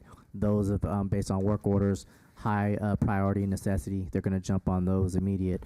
But it's all going to begin in the month of March, as it's stated, and looking for the project completion of this as well, so that way we can eliminate some of the work for Dr. Bradshaw in her office for the claims for sidewalk trips and falls. So, but yes, this is definitely something that we're excited to be able to do. Again, never happened before in the city, and so this is just once again another unprecedented project that our Public Works Department is working on to get your city looking the way that you desired it to be. Thank you. That was one of the main reasons I wanted to pull 24. I know we were talking about our reserves. We talked about all the things happening. This was important for our residents to know that we are working towards our sidewalk and concrete repairs, curbs and gutters in our city to get the city looking beautiful as it was and it will be once we've completed this project. So I didn't want it to just be a rubber stamp to go through and nobody knew what was going on. So the residents know what's happening in the city, where the money is being spent, how it's being spent, who's going to benefit from it. So we're going to clean up the city by dealing with our sidewalks and our concrete work throughout the city. With that being said, I move staff's recommendation. Second. Councilman, can I add just a little something? So we have a backlog of sidewalk and concrete repair because of the minimal personnel we have. So this will really hopefully get us caught up. We're really excited about it, really help out the residents, like what council members, the city manager said, really help us address the trip and fall and minimize these claims that we're getting. Well so we're overdue. excited, and we got a good program, and we know we can accomplish it. Love it. Thank you. Madam Mayor? Yes. To the city manager, Mr. Velasco does an excellent job in his performance of his duties, and I like the idea of a short report, don't we? We all like that. But you know, he's making the point, and it is very important that our streets and alleys and our sidewalks are repaired. We are going to be a much more attractive city on that level than probably any other city in the southern half of LA County once we're done with this great project. So thank you. Thank you, Mr. Councilman Hicks. You want to make a motion? Oh, you did. We was waiting on the vote. Okay. Who was the second, Madam Mayor? Who's? Jim second. I second it, yeah. Okay. Madam Mayor, the motion carries. It's unanimous. Thank you. Thank you. What item are we on now? The last one, 25? Yes. Yes. Is Mr. City Manager consideration of local uncontested? I can go right into this if you like. Okay, thank you. Please, Madam Mayor, thank you. This is consideration of local uncontested appointments of the city's commissions, committees, and boards, and city affiliated. Oh, you can't hear me? Oh, I'm sorry. City affiliated appointments, and I know Councilman Hicks wanted to be removed from something, but let's go down the list. We'll start with the Planning Commission. I'd like to remove alternates number 2 and 3. Edward Apodaca is no longer at the Doubletree. And also Delilah Harris Lennox, I'd like to vacate those 2 positions. No, planning. No, economic development, I'm sorry. Yeah. Economic development. Economic development, right? Economic development. Threw us off there. Someone whispered in my ear about planning. Okay, Madam Mayor, I just want to confirm. It's alternates 2 and 3. 2 and 3, yes. Removal. Removal. Okay, we'll post the notices tomorrow. Thank you. Human Relations, I have a vacancy on there, so I'll have to look at that one.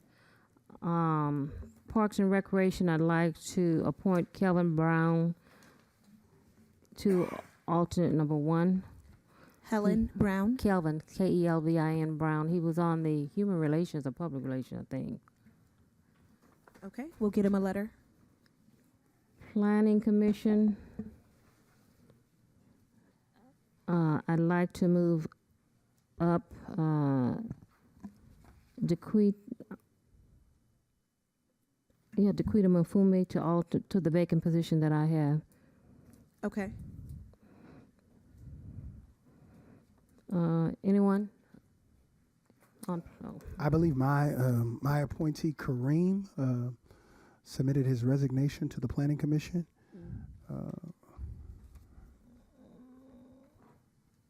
To my office or to the I thought he said he was going to submit it to your office. It's possible that I went to the staff for the planning commission, which would be Chris Palmer. the staff would be Laura Gonzalez. She Okay. staffs the planning commission. Okay. Can can you just follow up Sure. and see, and then report out for that day? Yes, if it's confirmed that we've already received it, then we'll post the vacancy. Thank you. But I'll email you and KW. Thank you so much. And all of my other appointees on the planning commission, I'd like to reappoint. What about yours? Oh, they were reappointed. Oh, okay, I'm good. Yeah, Madam Mayor, they've Okay, all received a okay, letter. Thank you. Yes. Public relations.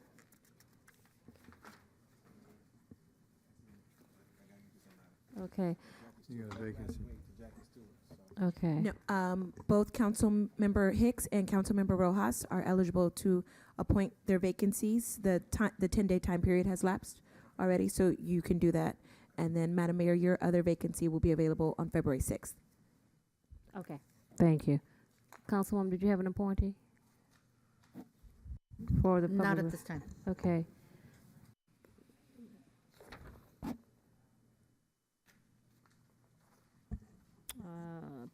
Anyone else has any changes they'd like to make? Madam Mayor, Yes.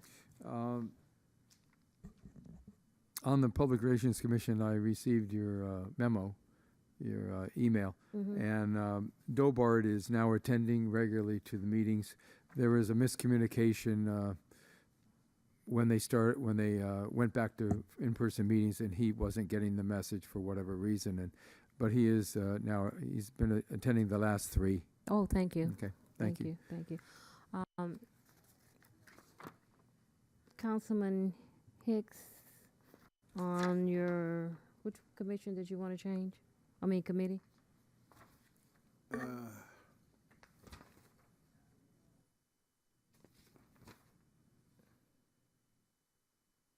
The LA County City Selection. LA County City Selection. MPT wants to take that position. That's that fine. appointee.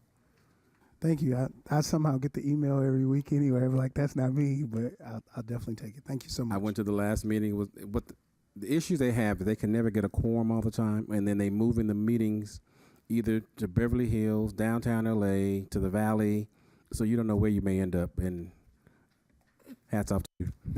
So I thought they meet remotely. Not anymore. Okay. No worries. That was the last meeting we just had. That was the discussion. On it now. That's an ongoing problem for many years with that particular committee. Madam Mayor? Yes. Can I just get the name? Which one was that? The LA County one? LA Selection. City Selection. Okay. Thank you. On the Relocation Appeals Board, I'd like to move up Dorothy Tate to my permanent position. She's alternate number 3. Oscar Anson do the same thing to the permanent positions on the Relocation Appeals Board.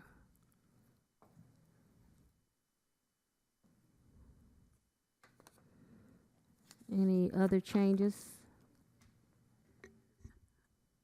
I'm sorry, Madam Mayor, just for clarification. I just having a hard time hearing. Okay, We're let me speak a little moving- we're We're moving Dorothy Tate To a from regular alternate 3 to vacancy? Yes. Okay. And also, I have 2, right? You do. Anson, move him from the alternate to the other vacant position. Okay. So that is my recommendation. That's my motion. It's been moved and properly second. Please cast your vote. The motion carries, Madam Mayor.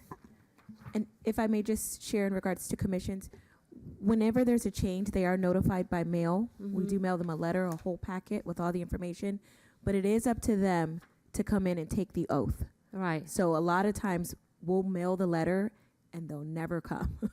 So we are working with staff of the commissions now to make sure that they're actually coming in to take their oath. They do have to sign their statement of ethics, and they do have to do the online training. So this is sort of just the beginning. There are several steps that they have to follow that are indicated in the letter.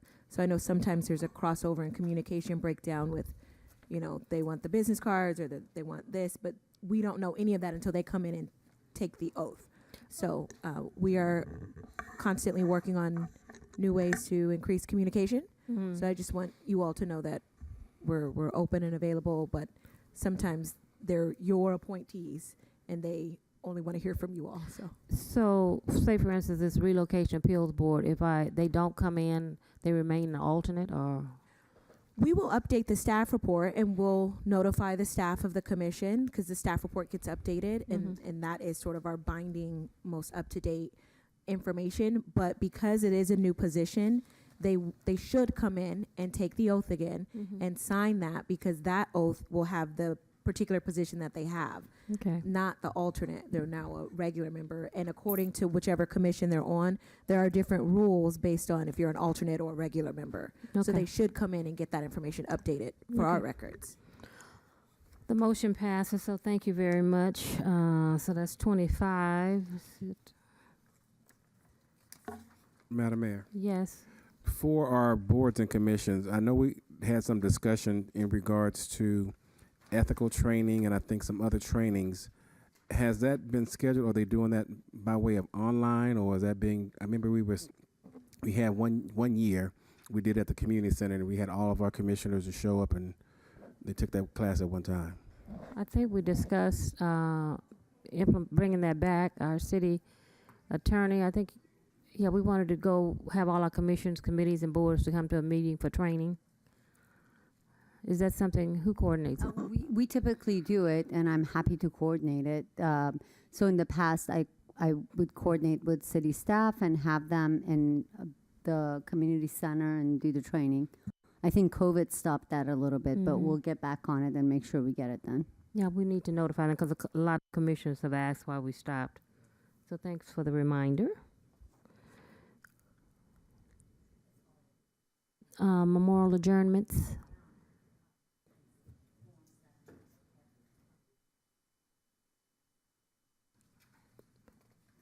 Madam City Clerk. Memorial adjournments. My apologies, Madam Mayor.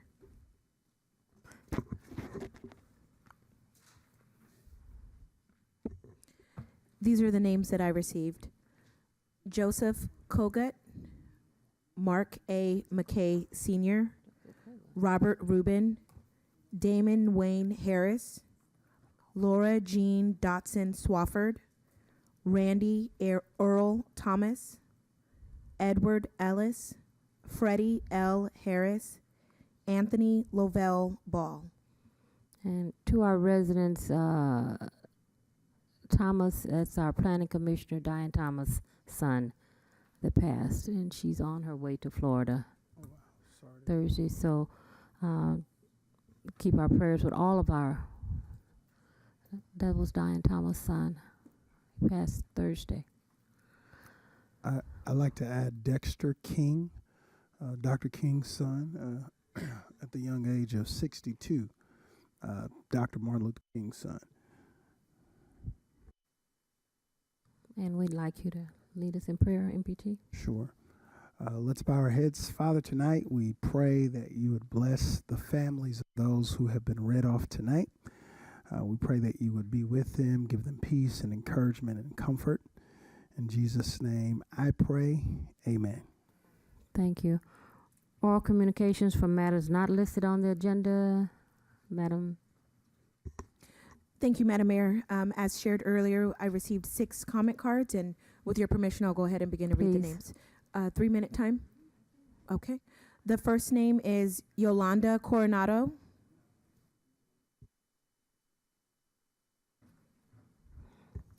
Good evening, Yolanda. You'll have 3 minutes.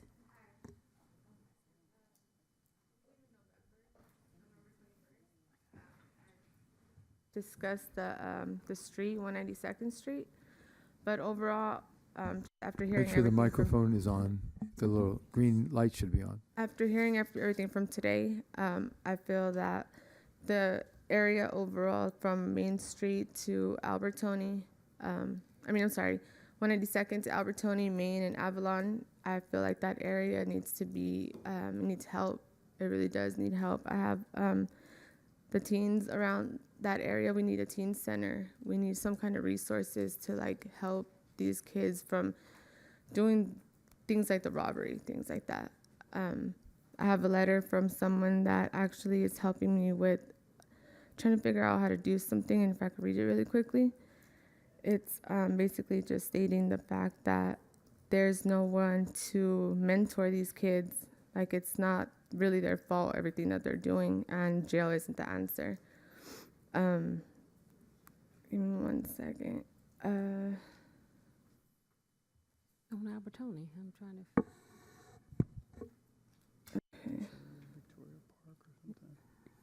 Can you repeat the location that you said, that street? Yes, this is the historic area of Victoria Park, from 192nd Street to Albertoni, Okay. from Avalon to Main Street. Okay. Okay, so this is a friend of mine that he wrote, I'm writing this letter in support of the petition for resources in the community. My name is blank. I'm an incarcerated member of this community. My purpose is to give a first-hand account of the overall impact the lack of youth programs would have on the individuals whose only hope is the community. I seek to accomplish this by first giving a brief account of my time as a youth, second by examining some of the transitions that youth encounter in my perspective. Third, I will discuss the need for resources to aid the youth in their development and the difference it would have made in my life had these resources been available. I grew up in a single parent home with no guidance. I did not have a father figure. Due to my unmet needs in the home setting, I built a low self-esteem. The school setting was no different. I was insecure and confused. To sum up my situation, these unmet needs led me to seek an identity in the ghetto of the community. I felt identified most with those in the life of crime. I found a sense of security there. As I previously shared, my areas of focus are home, school, and community. I strongly believe that if a child's needs are not being met in these areas, they will not develop the coping skills they need to transition into adulthood. Without coping skills, a child wouldn't know how to express empathy, which would leave them susceptible to negative behaviors.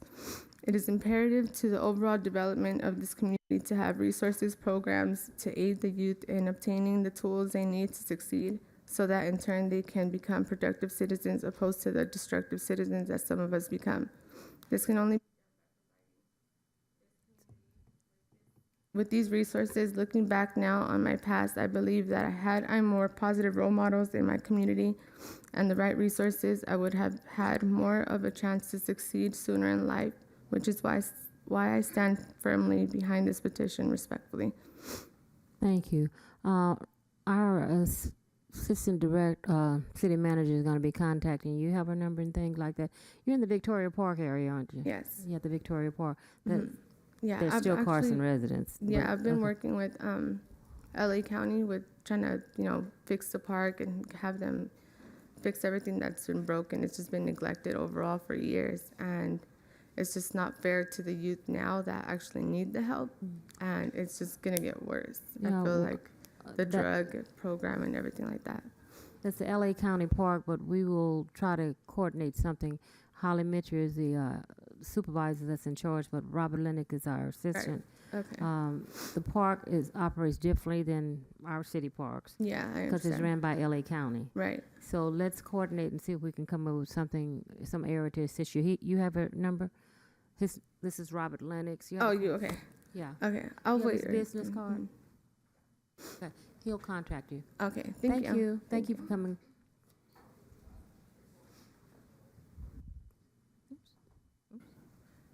Thank you, Madam Mayor. Next, we have Chewy Jang. Hi, Chewy. How are you? Hello, Madam are you? Mayor and the leaders of Carson. My name is Chewy Jang. I'm a new member to Carson. 2 weeks ago, my family and I started the only Korean restaurant here in Carson over at the Walmart Center, right off of Avalon. We are a fast casual Korean restaurant serving Korean barbecue, rice bowls, and different Korean dishes. My mission is to spread Korean culture through food. I feel very lucky that I was able to set up my first restaurant here in Carson. A lot of folks ask me why Carson, and truthfully, before I started the search with the restaurant, I've never been here before. But over the past couple months, while I was doing the search, I honestly fell in love with the city. The city is beautiful, it's clean, I feel safe here, and thanks to all the amazing people that spoke before me, I could see why. I wanted to take this time to introduce myself, Chewy Jang, Seoul Bab, Seoul like the capital of South Korea. Bab means means cooked rice in Korean. And meet the leaders of Carson. We're having our grand opening this Saturday. Wanted to personally invite you guys and the city to come out. I want to be plugged in. I actually just signed a lease over at Union South Bay, so not only am I a business owner, I'm a resident here, soon to be resident here in Carson. I want to be plugged in personally, and with my business, I already talked to the unhoused folks to try to do some kind of voucher. I just want to be a good member of the community. So however I can help, I'm here. Are you a member of the chamber? I am. Oh, then we'll be at the ribbon cutting. Anytime they have a ribbon cutting, what time is the ribbon cutting Saturday? I think it's on my agenda. It starts at 11, It's 11 to 3. Someone I don't know if it was you that sent it to me, but the grand opening to say the name of it one more time. Seoul Bab. Seoul Bab, grand opening celebration Saturday, January 27th, 11 a.m. to 3. Come, and it's kind of small, come celebrate with us, meet our friendly team, and enjoy our delicious Korean food, fun music, and awesome raffle prizes. Purchase a rice bowl and get a raffle ticket and a chance to win Nintendo Switch, Apple AirPods, gift cards, and more. As much as my children love rice and they love all that stuff, we're going to come purchase 3 or 4 rices. Awesome. Address is 20220 Avalon Boulevard, Suite B, Carson, California. I believe in the same parking lot as the Walmart neighborhood store. So let's go ahead and let's support our Carson resident, not only our Carson business, but our Carson resident. Well, welcome to our family. Thank you so much. Yes, welcome. You guys are wonderful, by the way. Thank you. Sorry, it was all into the rice bowl. Okay, Louis Lee II. Hi, Louis Lee II. Good evening, Mr. Lee. You have 3 minutes. Oh, yeah, thank you so much. Yes, to the Mayor, Madam Mayor, Dr. Pro Tem Hilton, distinguished council members, and distinguished council people. I'm just here to give you an update on our progress. We just signed a contract with the Boys and Girls Club to sponsor our Hollywood JM podcast with them, and we're very excited about that. Just want to keep you informed. We got some sponsorship from Guitar Center, Gibson, and they've given us some equipment so that we can do the podcast. We're really excited about that because the equipment is very expensive with the speakers and the microphones and the mixing board. We're just lucky to have that. We have a 3-part program. We have the guitar instructions with Louis Lee, and we want to have that introduced to Margie. I sent it over to her today, and the last time we were here, we were telling you that we wanted to put our program on the public access channel, and it has to be approved. We're giving them one that we've already used before, and we hope that you will approve it so that the kids can see it. And let me see, we're here to also to ask you if you can give us some financial support because we need the money. We need to hire some of the youth, and we run out of money. So we're hoping that you can help us.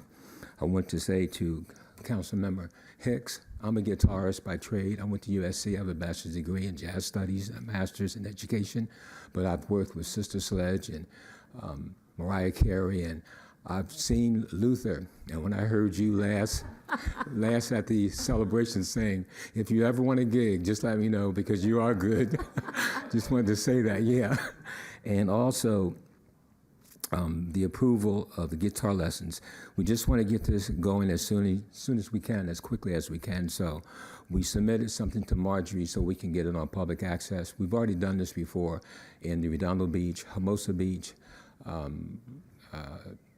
the beach cities with Torrance, and they approved it. So it's just to get the program acclimated. We're going to meet with the CEO, Miss Kim Richardson, some other ladies coming up Thursday. So we just want to get the program on so that the kids can see it. I heard the lady talking about the recidivism and some of the issues with kids and just have someone to sponsor them and care about them. And that's what we do.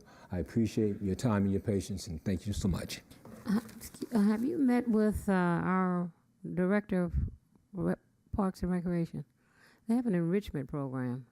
So So- Robert Lennox is the person also that you can reach out to, because we, Okay. yes.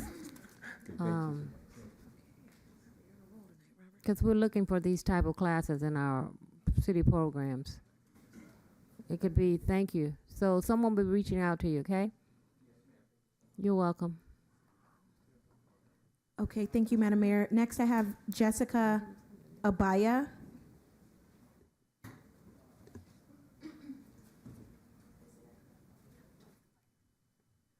Okay, good evening, Ms. Abaya. You have 3 minutes.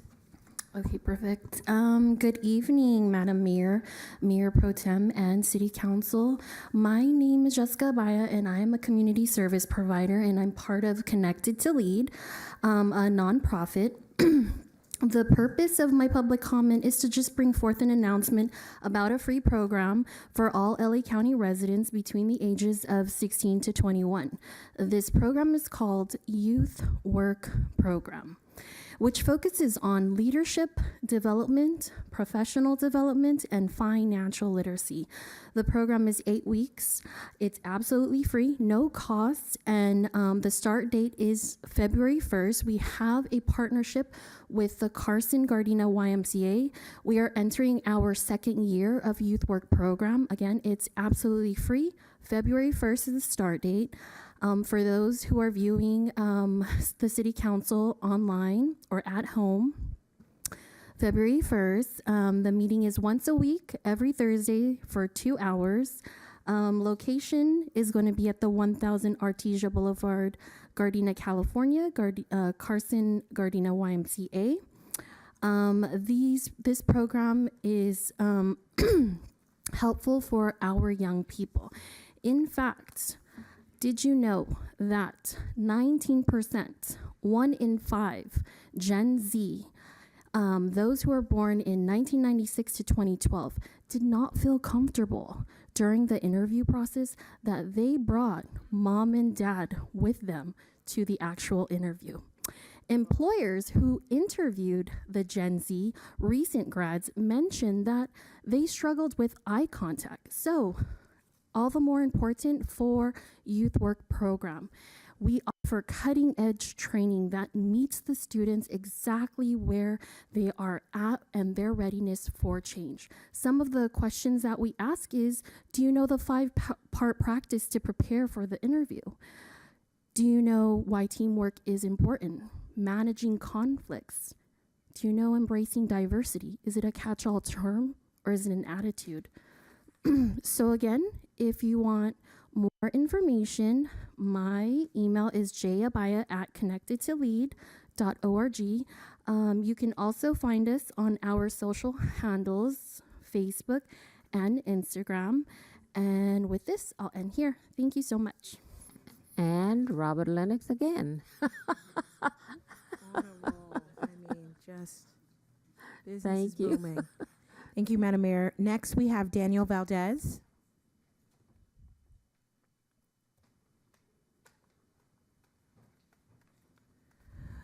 Good evening, Mr. Valdez. You have 3 minutes. Thank you. I just wanted to get her card. But anyways, Madam Mayor, thank you, Madam Mayor, City Council, and City staff. I was wanting to speak on an item that I spoke about 2 weeks ago at the City Council meeting. And I'll just put out the item and what it's about. Is item number 26, the public hearing to consider amendment to the city permanent local housing allocation, PHLA, 5-year plan and grant agreement. Well, the reason I'm bringing this up is because things were brought up about, what this was on the agenda.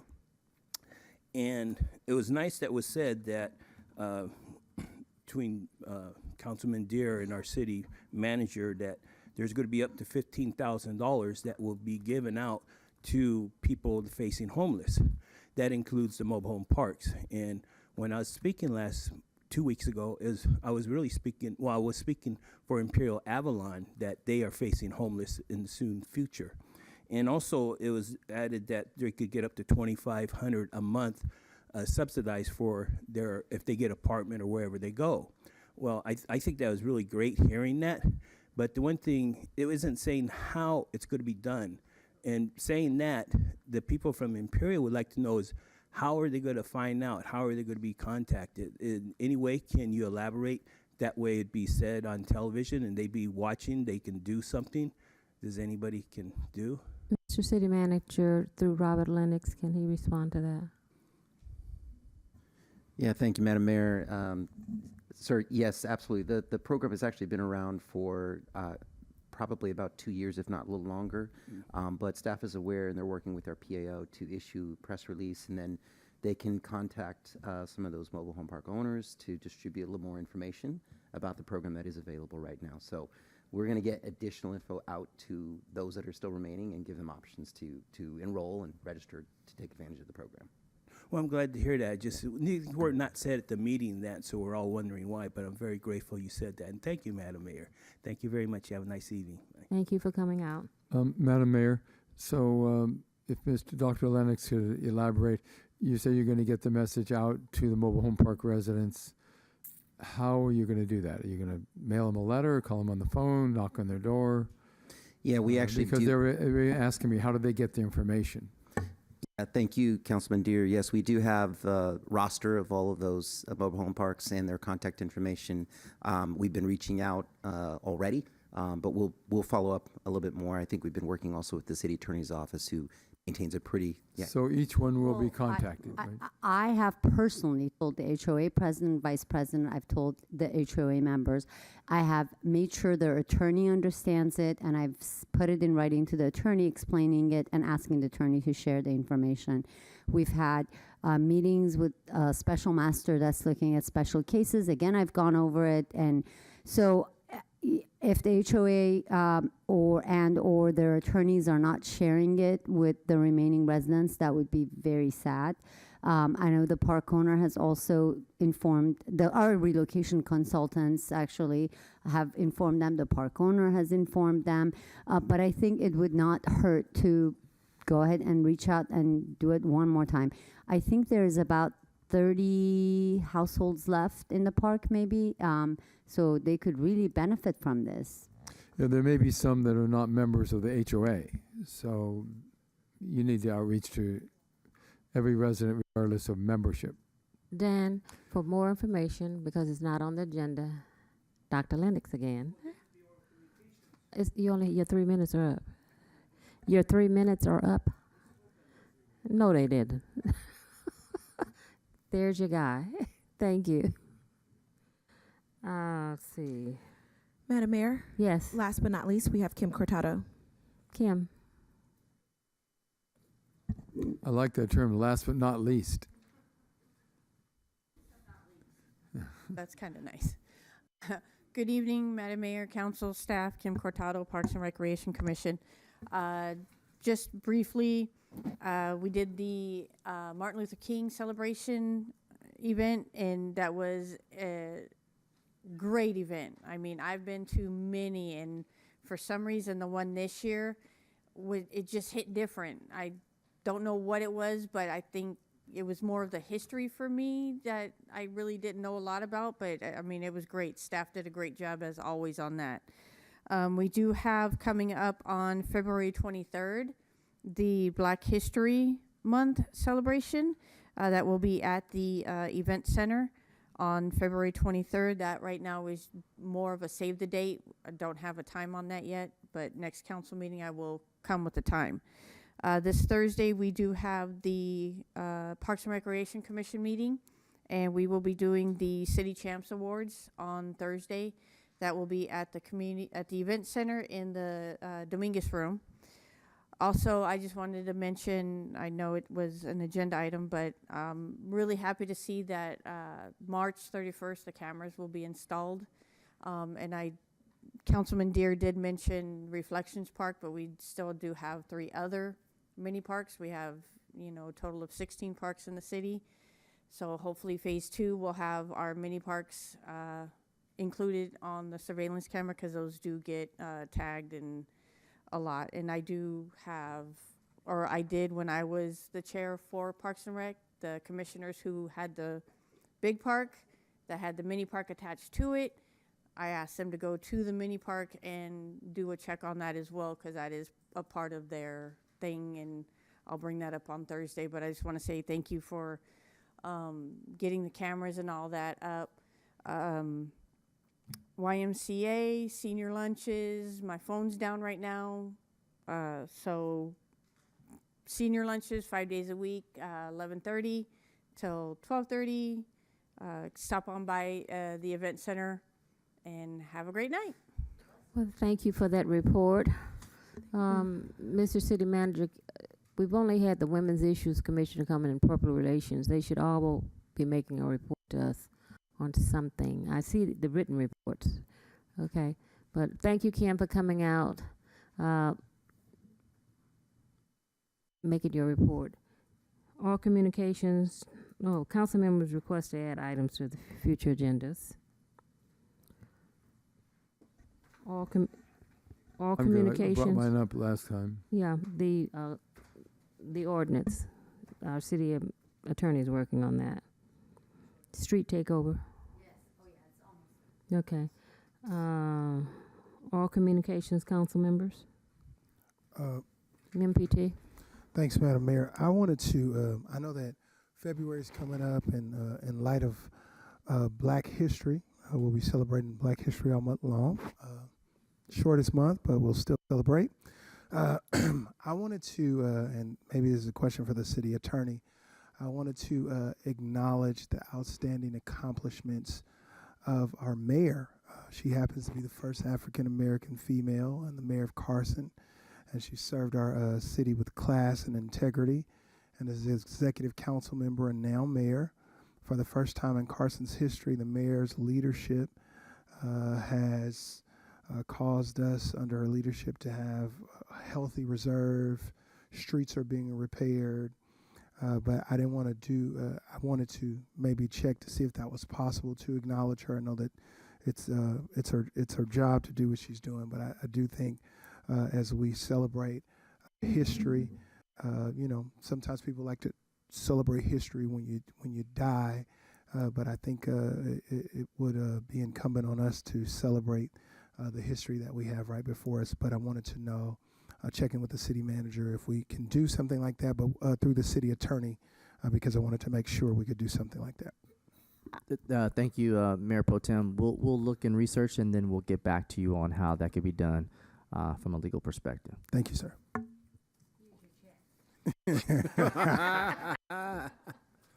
No check needed, Mayor. I think you're doing Sounds like a party stellar coming job. up. I just want to say thank you. I do this from the bottom of my heart, as we all do. And it's called teamwork is what makes the dream work. And that's what we've done. We put together a team of our city manager and all the department heads. All I can do is make recommendations, and I thank this council for coming up with recommendations and supporting what we put on the table. That's what it's all about. We have to move Carson to the next level, and I think we're doing that, and we've made some, some phenomenal, we've done some phenomenal things in these last 3 years. So thank you, MPT. So thank you. I'm honored. Any more oral communications? Madam Mayor. Yes. I did have an item, and I know that I talked to staff about it, but wanted the dais, all of us to know.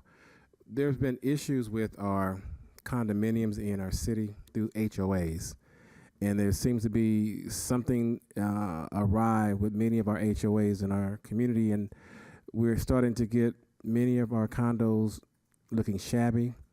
If we could do some type of facade improvement or something, and I know it has to be based on the income, and how can we work with that process? Because I've had too many. I was in Walmart and a gentleman stopped me, his issues he was having with his condo, and I know there's a list of individuals who are having concerns in regarding to some type of improvement they can do, and some of these are health and safety concerns that they have in their unit. So what can be done and brought back as far as something that we can do as a body? Mr. City Manager, Mr. City Manager and I discussed this, and I apologize for not meeting with you. So I'd like to meet with you, the city attorney, and Councilman Hicks, because condos are different than commercial areas where it's a benefit to the city. I own a condo. It's up to me to keep it up. So I want to talk about, we're not saying no, but I want to see what it is. But I did have this conversation with him, and I do apologize because I was supposed to contact you. I told you I had something to talk to you about. I forgot. That was it.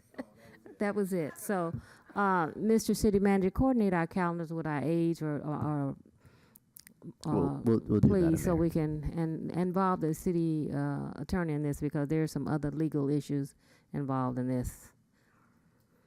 Will do, Madam Mayor. Okay. Madam Mayor? Yes, I just Councilman. want to say kudos to our staff. You know, the reports tonight were really precise and concise. I like that. And, you know, informative. And, of course, we want them to be accurate. That's really important. So I just wanted to compliment the city manager and his entire 600-plus person staff in the city of Carson for great work. Thank you. Councilwoman, any comments? Staff? We're good? Wow. Well, if there's no, thank you guys again for your time, your patience, and your, woohoo! This is what we do. The meeting is adjourned.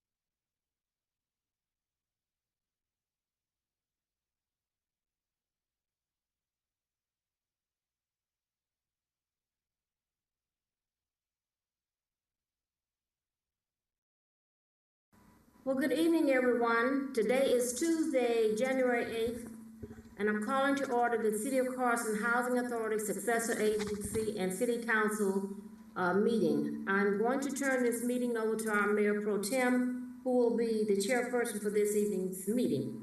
MPT. Thank you, Madam Mayor. In accordance with Americans with Disabilities Act of 1990, if you require disability-related modifications and accommodations to attend or participate in this meeting, including auxiliary aids or services, please call the City Clerk's office at 310-952-1720 at least 48 hours prior to the meeting. Government Code Section 54954.2. The public may address the members of the City Council on any matters within the jurisdiction of the City Council or any items on the agenda of the City Council during the designated public comment periods.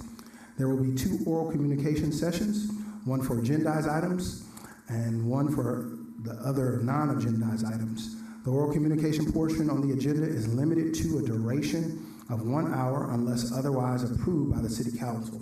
Comment time is normally 3 minutes, depending on the number of speakers. Mayor Lula Davis Holmes will be participating at a remote teleconference location, follow Sheridan Grand Sacramento Hotel, located at 1230 J Street, Sacramento, California, 95814. The precise location should be determined with the desk, and I will take this. This remote teleconference location is accessible to the public to provide public comment from that location using the teleconference instructions noted below. A copy of the agenda will be posted at the remote teleconference location. To participate via remote teleconference, members of the public can call 1-669-900-6833, meeting ID 949-200-7420 on the date of the meeting during the portion of the agenda entitled Oral Communications to provide public comment. Public viewing available by live stream on the city's website. The meeting will be streamed live over the internet at www.carsonca.gov or YouTube, www.youtube.com. City of Carson, California official YouTube page, cable TV, Spectrum, Channel 35, or AT&T, Channel 99. If you're not able to attend the meeting in person, public comments can be submitted before the meeting at email. Public comments can be emailed to the city clerk at carsonca.gov. The cutoff time to submit any email communications is 3 p.m. on the day of the meeting. Written comments can be dropped off at the city clerk's office or in the white box outside City Hall. The cutoff time to submit any written communications is 3 p.m. on the day of the meeting. Written comments dropped off at city clerk's office or at the white box or any email received will not be read aloud at council meeting, but will be circulated to the City Council and incorporated into the record. I would like to call to order the City Council Successor Agency Housing Authority. Roll call, Madam Clerk. Thank you, Mr. Mayor Pro Tem. Councilmember Rojas. Present. Councilmember Deere. Here. Councilmember Hicks. Present. Mayor Pro Tem Hilton. Present. Mayor Davis Holmes. Present. Thank you. At this time, I'm going to ask Councilwoman Arlene Rojas to give us our flag salute. Thank you. Please rise. Put your right hand over your heart. Ready, begin. I pledge allegiance to the flag of the United States of America and to the republic for which it stands, one nation, under God, indivisible, with liberty and justice for all. Thank you. Thank you. At this time, we're going to have our invocation by Pastor Manny De La Cruz of Family in Christ Ministries International from the city of Carson. Pastor, we welcome you. In behalf of our church, Family in Christ Ministries International, Carson chapter, it is my honor and privilege to be standing right here in front of our wonderful and respected leaders of our society who are behind our motto, Future Unlimited. And I just want to let you know on our midweek prayer meeting, we are always including the city of Carson and its leader in our prayer. But it's different when you are in front of the leaders right now. It's kind of nerve-wracking. I feel nervous right now. So if ever I mess up, Please, I assure you, guarantee you that next time I'll do better, okay? All right, let's close our eyes. Let's pray. Heavenly Father, we are so grateful, O Lord, for this moment. And Lord, I do believe, O God, that you have put this wonderful people, O Lord, wonderful leader, O God, in our society that shapes the well-being and the life of our people, of our beautiful and wonderful city of Carson. I do pray, O God, as you be with us, O God, and as they do the council meeting, O God, it's the beginning of the year, I do pray in the name of Jesus that you will guide them, give them that wisdom, give them that anointing, O Lord, that every decision that they make tonight, O God, will be a wonderful wisdom that comes from you. And I do also pray, O Lord, for their family, O Lord. And there are times, O God, leaders in every area, especially, O God, for those people who are in leadership in the community, O Lord. There are times, O God, their time with their families, O God, are compromised. But I do pray, O God, that you bless them, even their family, O God, even their health, O God. I do pray, O God, that you bless every area of their life, O Lord. Truly, O God, we are so honored, and it's so wonderful, O God, that to have these wonderful people to be in the society. We glorify your name. We honor you, O Lord. In Jesus' name we pray. Amen. Amen. Thank you so much, Pastor. At this time, we don't have any closed session, so in the entrance of the public, who usually arrives at 6 o'clock, we will break until 5:30, and we will begin our meeting at 5:30. So call everyone you know, tell them to get down here, because we're going to be starting at 5:30. So we'll take a recess until 5:30.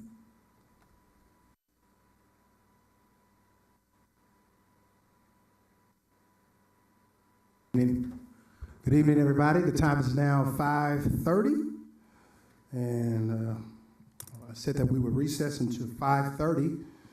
So we're back from recess. There's no report needed. We had no closed session. We just recessed in the interest of time and for the interest of the transparency of the public to try to give us that halfway mark to get here.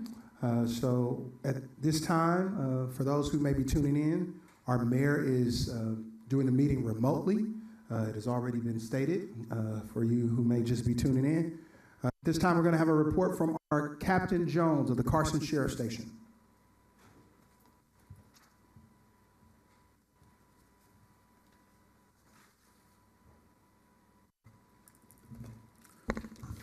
Happy New Year, everyone. Happy New Year. Happy New Year. Madam Mayor in their distance, Mayor Pro Tem, to all the council and the city manager's office. Just a few things about the activity for our station since our last meeting in early December. We had the pleasure of participating in a community basketball game in December with Carson 401 as well as Carson City Park and Recs. It was a good time. We're happy to say we won one game, but I think we got cheated out of the second one, but but it was a time, great community involvement. I think our deputies had a good time. Everyone had a good time. We had a lot of support from the council members out there, so we're very thankful for that. We had our annual toy giveaway and gift card giveaway like we do every December. We were able to give out 389. We were able to give toys out to 389 kids as well as gift cards to over 150 seniors. We assisted a Viking organization and packed over 2,000 food boxes, and we were able to take some of those food boxes and distribute to a lot of our Carson residents, so we're happy about that. We provided backpacks and school supplies to Mission Neighbor Needs Our Kids preschool program. We donated toys to Collab Carson, and then we had our big Shop with a Cop event where we took over 22 kids from our local area, took them as well as all their family members, whether it be mom, dad, grandpa, grandma, sisters, brothers, fed them all, gave them dinner, and then we took each kid over to Target. Each kid had $150 to spend and purchase whatever items they wanted. And they were able to partner with one of our deputies, so it was like a personal relationship. So we had a good time there. We had our appreciation dinner for our volunteers, our explorers, our GDT program, as well as our clergy and our reserves. And so we're happy just for those people who volunteer and help us out. And on that note, for anyone out there, we are always looking for more volunteers. We'll just come speak to our community relations office, and they'll happily give you the information. We're always looking for explorers, as well as reserves. For those who may be interested in being an Explorer, it's for age 14 to age 20. If you are in school, you must have at least a 2.0 GPA, and then we put you through a 14-week academy. On that note, we also had 3 Explorers graduate last month, so we added 3 more Explorers to our fold. Our staff has continued to provide safety, stay visible, and be proactive. That's all I have for my report today. Any questions for me? Thank you, Captain Jones. Madam Mayor, do you have any questions or anything you want to add? Thank you, MPT. I just want to say thank you to our captain for a job well done and for all that he's doing for our community. And the toy giveaway was excellent.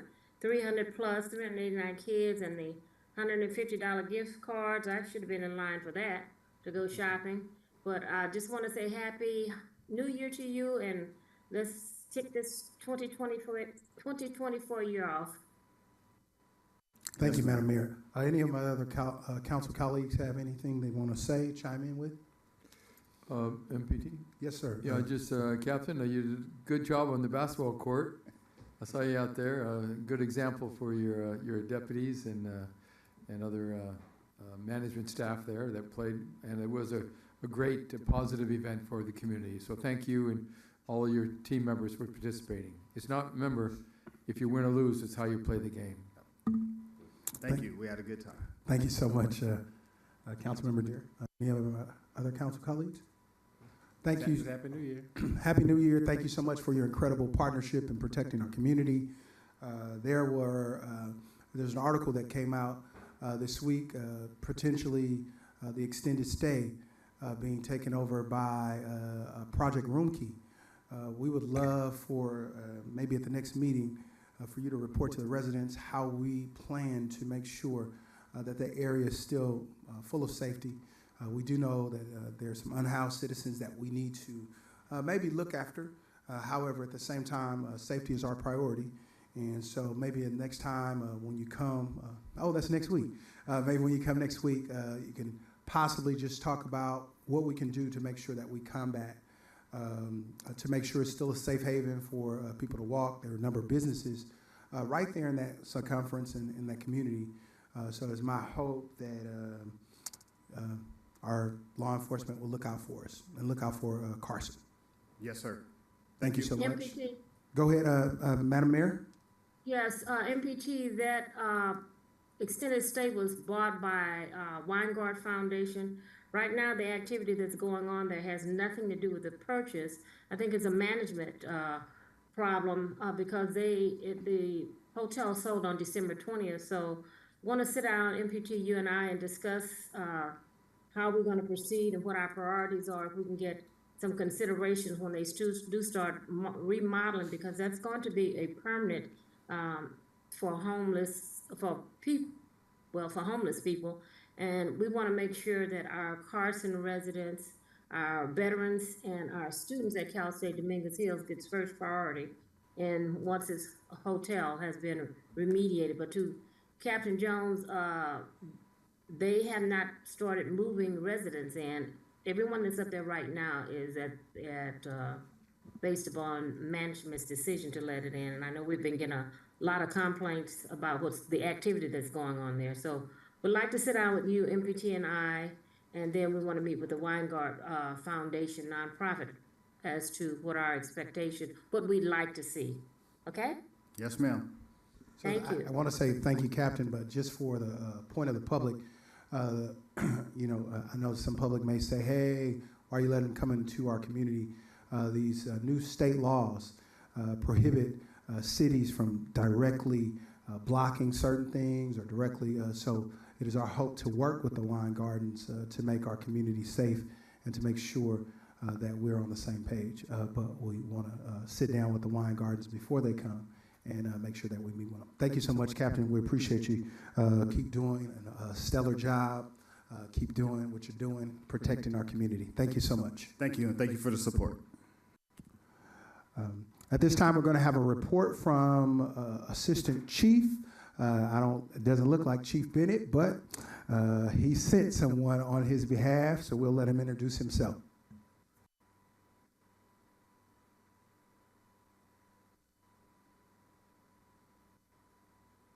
with the LA County Fire Department, standing in for Chief Bennett, who's unfortunately, to reasons for out of his control, can't be here. But it's my pleasure to be here in his place and give you guys a rundown on what's going on and our call load.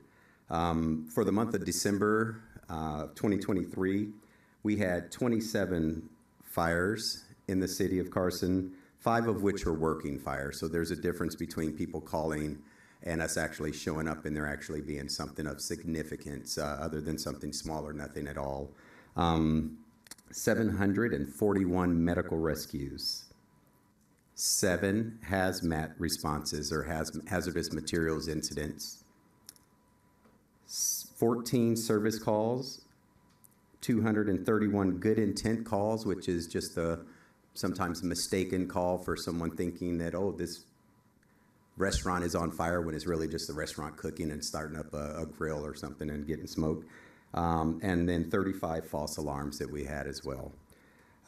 We were issued out this during this period of December 2 save cards to assist families of those 5 structure fires that we responded to. It's like a gift card to help them with the loss because they probably can't return right immediately back to their house. Their clothes may have been damaged. They have school the next day or events to get to the next day, and we can't allow them back. And so we issue out save cards for those individuals, as well as Red Cross has been provided to assist in those events as well. And Explorer program is just like the sheriffs were mentioning. Our program is for 15 to 21-year-old individuals, men and women that are looking and seeking to possibly have a career. They may not be sure if they want this, but an Explorer program is an excellent place where they can start. They can go to any fire station and inquire about this. There have been events at Carson High School and information that's been disseminated there as well. But what we like to do is grab onto these young individuals. They come over to the fire station typically on the weekend, and we expose them to different parts of our job, from our equipment that we use, why we use it. There's mentoring and mentorship as well for our younger individuals, both male and female. So it's an excellent program, as is with the Sheriff's Department. And I also want to advise the members of the community that on January 27th, there's going to be a sandbag event. So they can go over to Station 10, which is at 1860 East Del Amo Boulevard, and we will be issuing out sandbags to members of the community as well. Typically, there's a limit just so that we have enough to go around of 25 unless there's a special circumstance that could be mentioned, and we can see what we can do for that. But I'd like to thank you all for having me here today. I wish everybody a happy and very safe New Year, and if there's any questions, I'm here to try to answer them for you. Thank you. Madam Mayor, we'll yield to you first. You have anything? No, just to say thank you and happy holidays. And tell Chief, have we said hello? We miss seeing him. Thank you. I will do that. Any of my other council colleagues? Jim? Question here. So you mentioned the sandbags are free to the public. Correct. And the date again for the public? This is going to be on January 27th at Station 10, but typically almost any LA County fire station, most stations, if that seems long and people are aware of a station closer to them, try them first. But this is going to be an actual event where we're going to be out and meeting members of the community, and it's kind of to get in preparation for our rainy season that we're going to have. So follow-up question. If someone is not available on the 27th to come to a station, any possibility of making an appointment to get a sandbag another day or not? No need to make an appointment. Show up. We'll have the sandbags there. Okay. Very good. Thank you. This just happens to be an event that we're going to have an extra amount at the station to provide. Very good. Thank you. That's excellent. Absolutely. All right. Thank you all. Thank you so much. We appreciate you. At this time, we're going to have presentations. Let's move them out of order. Item number 4 is a proclamation recognizing January 15th. It's Martin Luther King Jr. Day. We are waiting on that person to arrive. But item number 5, South Bay City Councils of Governments and Southern California Regional Emergency Network Gold Level Energy Achievement Award. Did you want to do like an introduction, Cedric, before we go on the floor? We're just taking a picture. Well, no, the staff is here from the South Bay COG, as well as Rita Kuchar, who is a representative for the city in regarding to what we have done as a city. And they wanted to do a formal presentation in regards to an award that the city has graciously been awarded based upon the work that we've done. So Kim Fuentes is here, the executive director, so she's here to speak. Hi, Kim. Hi, good evening. Thank you so much for having me, Mayor and Council, tonight. I'm Kim Fuentes. I'm the South Bay City's Council of Government Deputy Executive Director, and I'm here tonight to congratulate the City of Carson on your fantastic work that you have done in energy efficiency and sustainability actions. The COG had held its first, I'm going to call it annual recognition program. It was the South Bay Energy and Climate Recognition, and it was done in conjunction with the South Bay COG as well as the SoCalREN, which is an LA County organization. The City of Carson was one of only 3 of the participants. We had 14 participants of agencies, and City of Carson received the highest level. You actually received the most points for your effort. So fantastic job, fantastic job. You purchased clean energy. I don't have to tell you, but you purchased clean energy. You did community presentations, greenhouse gas inventories. You replaced hot water heaters with better efficient water heaters, and you saved 5% in energy savings, both in kilowatt hours and therm savings. So it was a fantastic job. And I want to thank Rita Kulcher, who has been a fantastic champion, as well as the leadership of Councilman Hicks, who has been wonderful. He is also the chair of the South Bay City's Council of Governments. And I have this award for you. So, our colleagues, can we come down and take a quick photo? Absolutely. Mayor, you know you should have been I'm not here. in that photo. You should have been here. Yeah. You would look really We got to nice standing impose you. next We're to going to this do a award. Photoshop. Well, I want to have my own photo when I come back. We'll do it again. We bring it back for you. Thank you. I would love to come back again and give it to you again.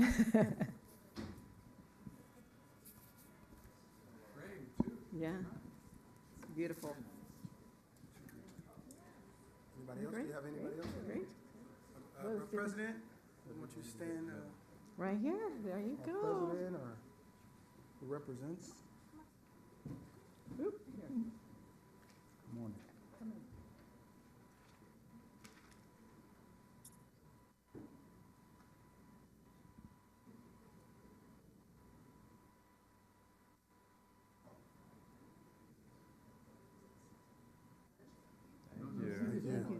Arlene, they're missing one flower, me.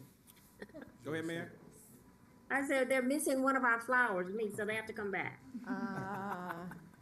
Would you like us to stand next to the screen to get you in a picture? No. No, I'm just kidding. We'll make it happen. Now we have councilman who's the chair. Do you want to get on the screen, Madam Mayor, or you want to come back? You want to come back later at a later date? No, I'm good. I'm You're good. good. I'll go to them. Okay, you know, we live in a virtual world, so people will be able to understand. Yes, and while we're